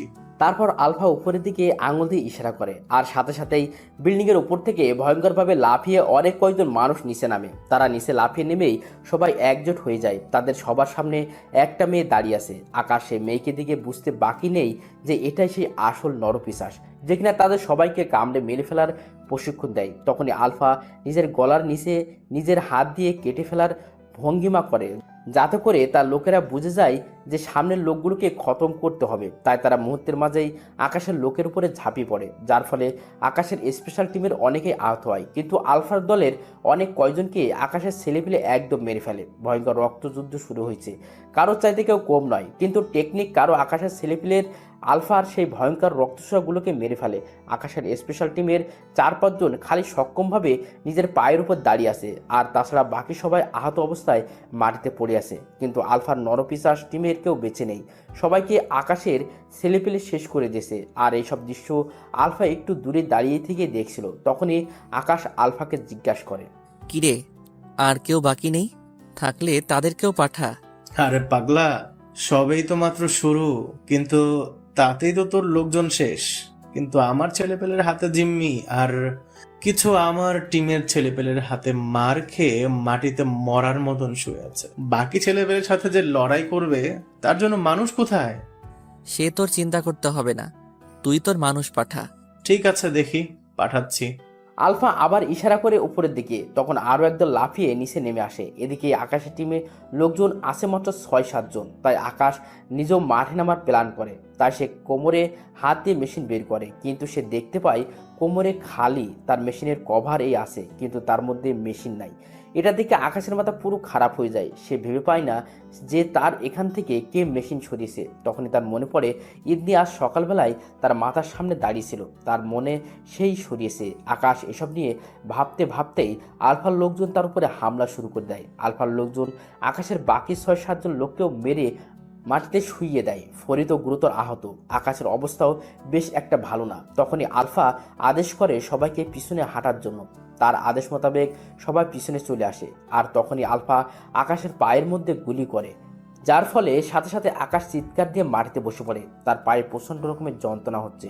আলফার মনে কোনো মায়া দয়া নেই। আসলে সত্যিই সে পাষাণ। আকাশ যন্ত্রণায় কাতরাচ্ছে, আর আলফা পিস্তল হাতে নিয়ে তার দিকে এগিয়ে এসে তার মাথায় পিস্তল ঠেকিয়ে ধরে তারপর তাকে বলে, কিরে বীর বাহাদুর, কেমন লাগলো এখন তোর? আগেই বলেছিলাম আমার সাথে পাঙ্গা নিস না, আমার পায়ে ধরে নিজের জীবনটা বাঁচিয়ে নে। কিন্তু তুই সেটা করলি না, বরং তুই আমার কথার তোয়াক্কা না করে আমার সাথে ফাইট শুরু করলি। শান্তি হলো তো এখন তোর? আকাশ আলফার কথার কোনো উত্তর দেয় না, কারণ সে উত্তর দেওয়ার অবস্থায় নেই। সে চুপচাপ পা ধরে বসে আছে। ঠিক সেই সময় হুট করে কোথা থেকে যেন ইদনি চলে আসে। ইদনিকে দেখে আলফার নজর ইদনির দিকে পড়ে। তাই সে ইদনিকে বলে, কিরে, তুই আবার কোন ক্ষেতের মূলা? আমি কোনো ক্ষেতের মূলা না। আমি কে সেটা তুই জেনে যাবি, কিন্তু তোর সাহস দেখে আমি অবাক হচ্ছি। তোর কত বড় সাহস! তুই আমার স্বামীর গায়ে আঘাত করেছিস। তোকে তো আমি ছাড়বো না। আর শুধু তোকে একা নয়, আমার ভালোবাসার মানুষকে যে মারতে এসেছে তারা সবাই আজকে নিজের শেষটা দেখতে পাবি। ও, তার মানে তুই এই বীর বাহাদুরের বউ? যাক, ভালোই হয়েছে তুই এখানে এসেছিস। বীর বাহাদুরের সাথে তোর খেইলো খতম করে দিব। আমাকে মারার আগেই তো তোর সামনে আজরাইল এসে হাজির হবে। বাহ, বহু বড় বড় ডায়লগ ছাড়িস তোরা বউ জামাই। ভালো লাগলো তোদের ডায়লগ শুনে। ইদনি আর কিছু বলে না আলফাকে। সে বাঁকানো একটা হাসি দিয়ে হাতটা উপরে উঠিয়ে ঘোরাতে শুরু করে। তার মধ্যেই আলফার গুলি উড়ে যায়, আর সে ধুম করে মাটির উপরে নিজের দেহটা নিয়ে আসতে পড়ে। এই দৃশ্য দেখে সবাই ভয় পেয়ে যায়, বিশেষ করে আকাশ। সে চোখ বড় বড় করে ইদনির দিকে তাকিয়ে আছে। সে যেন কিছুই বুঝে উঠতে পারছে না। তখন ইদনি আবার বলে ওঠে, সবাই নিজের ভালো চাস তো আমার স্বামীর আশপাশ থেকে পালা, না হয় কখন কে তোদের বসের মতন তোদের খুলিয়ে উড়িয়ে দেয় তার কোনো নিশ্চয়তা নেই। কিন্তু ইদনির কথায় আলফার লোকজন সবাই ভয় পেয়ে যায়। তাই তারা আকাশের লোকজনকে ছেড়ে দিয়ে সবাই তার সামনে এসে জড়সড় হয়ে দাঁড়ায়। আর ইদনি শাড়ির ভিতর থেকে গুলিটা বের করে আলফার দেহের সামনে এসে দাঁড়ায়। তারপর আলফার মৃতদেহের মুখটা টেনে ধরে তার মুখে ফায়ার করে গুলির সব কয়টা বুলেট ভিতর ঢুকিয়ে দেয়। তারপর সবাইকে চেঁচিয়ে বলে, দেখি কার কত ক্ষমতা আছে আমার স্বামীর গায়ে হাত দে তোরা। আমার ভালোবাসার কসম, কেউ জীবিত ফিরতে পারবি না। আর আসল মাফিয়াগিরি কাকে বলে আমার ওনার গায়ে হাত দিলে তোরা বুঝতে পারবি। ইদনির কথা শুনে সবার কলিজা ধুপধুপ করতে শুরু করে। তাই কেউ আকাশের সামনে আসার সাহস করে না। তাই ইদনি আবার বলে, তোরা নিজের জীবন বাঁচাতে চাস তো এই দেশ ছেড়ে পালা, না হয় কিন্তু তোদের অবস্থাও খারাপ করে ছেড়ে দিব। ইদনির কথা শুনে আলফার ছেলে ফেলে পালাতে শুরু করে। এদিকে ইদনি আকাশকে এসে জড়ি ধরে কান্না করতে শুরু করে, আর আকাশকে বলতে থাকে, আমায় ক্ষমা করে দিন প্লিজ। আমি আপনার সাথে অনেক বড় অন্যায় করে ফেলেছি। প্লিজ আমায় মাফ করে দিন। ভুলের বিষয়টা না হয় পরে দেখা যাবে, কিন্তু আগে এটা বলো যে তুমি আমার এসবের বিষয়ে জানলে কি করে, আর তুমি কাদেরকে দিয়ে আলফাকে মেরেছ? আপনি গত পরশু রাতে যখন রকি না কার সাথে যেন কথা বলছিলেন, তখন আমি আপনার সমস্ত কিছুই শুনেছি। আর তখনই বুঝতে পেরেছি যে আপনি আমায় কতটা ভালোবাসেন। তাই সেদিন আপনার সাথে সাথে আমিও প্ল্যান সাজাই আপনার শত্রুকে মারার জন্য, কারণ সে আমার প্রিয় মানুষকে মারতে দেশে এসেছে। তাই আজ সকালে আপনার তোষকের নিচ থেকে পিস্তলটা সরিয়ে ফেলি আমি, কারণ তাকে আমি মারবো বলেই ঠিক করে নিয়েছিলাম। তবে তার সম্পর্কে কিছুই জানতাম না আমি, তাই আজকে স্কুলে না গিয়ে আপনার পিছু নিয়েছি। পরে আপনার পিছু নিতে নিতে এখানে এসে পৌঁছেছি। আর আমার সাথে সাথে আমার সাহায্যকারীও এসেছে, যে কিনা আপনার শত্রুর মাথায় গুলি করেছে। সে কি? আর কোথায় পেয়েছো তাকে তুমি? ওই যে দেখেন, টাওয়ারের উপরে গুলি নিয়ে বসে আছে। আর সে হলো আমার গ্রামের একজন সন্ত্রাস।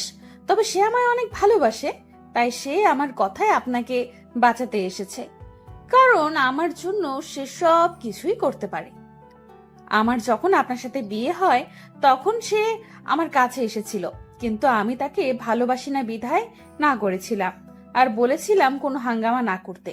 তাই সে তখন কোনো হাঙ্গামা করেনি। সে সেদিনও আমার কথা শুনেছে, আজও সে আমার কথায় এখানে এসেছে। ও, সবই ঠিক আছে, আমায় বাঁচিয়েছো ভালো কথা, কিন্তু আমায় এভাবে না ঠকালেও চলতো। তবে সমস্যা নেই, হয়তো কিছু সময়ের মাঝে পায়ের যন্ত্রণায় আমার দেহ প্রাণ হারাবে। তারপর তুমি তোমার স্কুলের সেই ছেলেটার কাছে চলে যেতে পারবে। কেউ তোমায় আর জ্বালাবে না, আমার গার্ডরাও তোমায় পেরেশান করবে না, আর নালিশ তো করবেই না তোমার নামে। ইদনি আকাশের কথা শুনে সজোরে কান্না করে দেয়। সে আরো শক্ত করে জড়িয়ে ধরেছে আকাশকে। তারপর তাকে কান্না করতে করতে বলতে থাকে, না, আপনার কিছু হতে দিব না। আমি আপনাকেই ভালোবাসি। আমি সেই ছেলেকে ভালোবাসি না। আমি শুধু রাগের বশে সেই ছেলের সাথে কথাবার্তা বলেছিলাম, কিন্তু আমার মনে তাকে নিয়ে গভীর কোনো ফিলিংস ছিল না। প্লিজ আপনি আমায় মাফ করে দিন। ইদনি, তুমি ভুল কিছু করনি, বরং ভুলটা আমি করেছি, যে আমি তোমায় জোর করে বিয়ে করেছি। আমি তোমায় জোর করে বিয়ে করে ভালোবাসার চেষ্টা করেছি, তাই তুমি তোমার কাজটাই করেছো। তুমি আমায় রেখে পরকীয়ায় লিপ্ত হয়েছো। তবে তুমি তোমার কাজ করলেও সেটা আমার পক্ষে মানা সম্ভব না। না না, আপনি কোনো ভুল করেননি। আপনি আমায় বিয়ে করে ঠিকই করেছেন। আমি আপনার পা দুটো ধরে ক্ষমা চাইছি। আপনি প্লিজ আমায় মাফ করে দিন। আমি বিশ্বাস করুন, সেই ছেলের সাথে রিলেশনে জড়াইনি। সবটাই ছিল আমার রাগ। জাস্ট তার সাথে শুধু আমি কথা বলেছি, এছাড়া কিছুই না। আকাশ ইদনিকে আর কিছু বলে না। সে একটা মুচকি হাসি দেয়, পরে তার চোখটা অফ হয়ে যায়। যখন তার জ্ঞান ফিরে তখন সে নিজেকে আবিষ্কার করে হসপিটালের বেডে শুয়ে আছে, আর তার পাশে তার মা এবং ইদনি বসে আছে। ইদনি আকাশের জ্ঞান ফিরেছে দেখতে পেয়ে কান্না করতে করতে সকলের সামনেই আকাশের কপালে গালে পাগলের মতন চুমু খেতে আরম্ভ করে। আকাশ ইদনির আচরণে বেকুব হয়ে যায়, কিন্তু সে কোনো ধরনের রিয়াকশন করার মতন অবস্থাতে নেই। তবে তার খুব হাসি পাচ্ছে ইদনির পাগলামি দেখে। তখন আকাশের আম্মু বলে ওঠে, ইদনি মা, হয়েছে, এবার থাম। আর আকাশ, তুইও ইদনির উপরে রেগে থাকিস না, কারণ সে আমায় সবটাই খুলে বলেছে। আর আজ তোর জ্ঞান ফিরেছে পাক্কা 2 দিন পর। সে এই 2 দিনে এক ফোঁটা পানিও মুখে নেয়নি। আমি আর দিয়া তাকে এই 2 দিনে এতবার খাওয়ার জন্য জোর করেছি, কিন্তু তার এক কথা, তুই সুস্থ হওয়া ছাড়া সে এক ফোঁটা পানিও মুখে নেবে না। সে তার জেদের উপরে অটুট ছিল। তাকে আমি আর দিয়া মিলে কোনোভাবেই খাওয়াতে পারিনি। মেয়েটা তোকে আগে ভালো না বাসলেও এখন তোকে তার জীবনের চাইতেও বেশি ভালোবাসে। বাবা, তুই আর তার উপর রাগ করে থাকিস না, অভিমান করে থাকিস না। আকাশের মায়ের কথায় আর ইদনির পরিবর্তন থেকে সে তাকে মাফ করে দেয়। এভাবেই হসপিটালে অনেক কয়দিন কেটে যায়। আকাশ এখন পুরোপুরি সুস্থ। সে আগে হাঁটাচলা করতে পারতো না, বাট এখন আগের ন্যায় হাঁটাচলা করতে পারে। তাই তাকে বাসায় নিয়ে আসা হয়। আকাশকে বাসায় আনা হয়েছে আজ 1 সপ্তাহে। সে এখন পুরোপুরি আগের ন্যায় সুস্থ হয়ে গেছে। যদিও সে 1 সপ্তাহ আগে সুস্থ হয়েছে, তবুও সে 1 সপ্তাহে বাসায় রেস্টে ছিল। হসপিটাল থেকে নিয়ে শুরু করে বাসায় এনেছে পর্যন্ত ইদনির পা যেন থামাথামি নেই। সে আকাশের সমস্ত ভালো মন্দের দেখভাল করায় 24 ঘন্টায় নিয়োজিত। এসবের মাঝে ইদনির স্কুলে যাওয়া পুরোপুরি বন্ধ, তাই আকাশকে তাকে বলে স্কুলে যেতে। ইদনি, তুমি আবার স্কুলে যাতায়াত শুরু করো। ঠিক আছে। আকাশের কথা মতন ইদনি স্কুলে যায়, কিন্তু সেই ছেলেটা ইদনিকে এতদিন পরে দেখতে পেয়ে তাকে পাগল বানিয়ে ফেলে। কিন্তু ইদনি তার সাথে কোনো ধরনের কথাই বলে না, কিন্তু ছেলেটাও নাসরবান্দা। সে ইদনির পিছনে পড়ে আছে। তাই ইদনিও সেই ছেলেটাকে বলে আগামীকাল টিফিন ব্রেকে তার সাথে কথা বলতে। তারপর ইদনি সেদিন বাসায় এসে আকাশকেও বলে আগামীকাল টিফিন ব্রেকে তার সাথে স্কুলে একটু দেখা করতে। পরের দিন টিফিন ব্রেকে সেই ছেলেটা ইদনির জন্য একটা জায়গায় দাঁড়িয়ে অপেক্ষা করছে। আকাশ ও ইদনির কথা মতন স্কুলে যায় টিফিনের সময়। ইদনি আকাশকে সেই ছেলেটার সামনে নিয়ে গিয়ে বলে, আমি বিবাহিত, উনি হচ্ছেন আমার স্বামী। ইদনি ছেলেটাকে দুইটা কথা বলে তার সামনে আকাশের ঠোঁটে কিস করতে আরম্ভ করে। ইদনির আচরণে ছেলেটা যা বোঝার তা বুঝে নিয়ে সেখান থেকে চলে যায়। ছেলেটা সেখান থেকে চলে যেতেই ইদনি আকাশকে ছেড়ে দেয়। ইদনির এমন আচরণে আকাশ হাসতে হাসতে তাকে বলে, মানুষের সামনে এমন করাটা কি খুব প্রয়োজন ছিল? অনেক প্রয়োজন ছিল, কারণ আমি এতদিন স্বামী কি জিনিস তার মূল্য বুঝিনি। তাই এখন থেকে মূল্য বোঝার ট্রাই করব, আর সব জায়গায় আপনার স্ত্রীর কর্তব্য পালন করব। কারণ আপনাকে আমি হারাতে চাই না। অনেক বেশি ভালোবেসে ফেলেছি আমি আপনাকে। আর আমার ভালোবাসা আমি মানুষের সামনে হোক বা অগোচরে হোক তা প্রকাশ করার কমতি রাখবো না। যেখানেই প্রয়োজন হবে সেখানেই ব্যবহার করব। ইদনির কথা শুনে আকাশের ভিতরে খুশির জোয়ার বইতে শুরু করে, কারণ ইদনি আর আগের মতন নেই। সে সত্যিই এখন তার মনের মতন হয়ে গেছে। তাই আকাশ তাকে জড়িয়ে ধরে নিজের বুকে নিয়ে নেয়। তারপর তার কানের কাছে মুখ নিয়ে গিয়ে বলে, একদম বউ বউ ভাব চলে এসেছে তোমার মাঝে। এখন খালি একটা বাচ্চার মা বানিয়ে দিলেই তুমি পরিপূর্ণ হয়ে যাবে। আকাশের কথা শুনে ইদনি লজ্জায় লাল হয়ে যায়। তার উপরে আকাশ তাকে আরো লাল করে দেয়। আজ রাতটা আসুক খালি, তারপর তোমার লজ্জা ভাঙিয়ে বাচ্চার মা বানিয়ে দিব তোমায়। ইদনির লজ্জার কারণে চোখে মুখে কোনো কিছু দেখতে পাচ্ছে না। তাই সে আকাশের শর্ট খামচে ধরে তার বুকে মুখ লাগায়। তারপর আকাশকে বলে, প্লিজ এখন আর লজ্জা দিয়েন না, রাতেরটা রাতে দেখা যাবে। আকাশ তাকে আর কিছু না বলে নিজেও দুই হাত দিয়ে ইদনিকে জড়িয়ে ধরে। তখনই দিয়া সেখানে চলে আসে। দিয়া এসে আকাশ আর ইদনিকে রোমান্টিক অবস্থায় দেখতে পেয়ে বলে, এটা যেন স্কুল নয়, এটা রমনার পার্ক হয়ে গিয়েছে। আকাশ আর ইদনি দিয়ার কথা শুনে ব্যাপক লজ্জা পায়। তাই তাড়াতাড়ি দুজনেই ছেড়ে দিয়ে দুই দিক চলে যায়। ইদনি ক্লাসে চলে যায় আর আকাশ গাড়ি নিয়ে অন্য কোথাও। কিন্তু কথাটা হচ্ছে আজ রাতের ইতিহাস নিয়ে। ইদনি আর আকাশ কিভাবে ইতিহাস রচিত করবে সেটাই এখন আসল বিষয়। কিন্তু এই বিষয়ে তো পাঠক পাঠিকাদের কিছু বলা যাবে না। ইদনি আর আকাশ ইতিহাস রটালে সেটা তাদের ইতিহাস পাতার যোগ হবে, কিন্তু পাঠক পাঠিকেরা সেসব শুনলে লুসু হয়ে যাবে। তাই আর বেশি কিছু বলবো না, কারণ পার্সোনাল আলাপ আলোচনা করার সামনে করতে নেই। তাই বিদায় নিচ্ছি। এইভাবে শেষ হলো আরেকটি গল্প। জানি না গল্পটি কেমন হয়েছে, কমেন্ট করে অবশ্যই জানাবেন। আমাদের সাথে থাকার জন্য সকলকে অসংখ্য ধন্যবাদ এবং পরবর্তী গল্পের সাথে থাকবেন। সবাই নিয়মিত সালাত আদায় করবেন। আল্লাহ হাফেজ।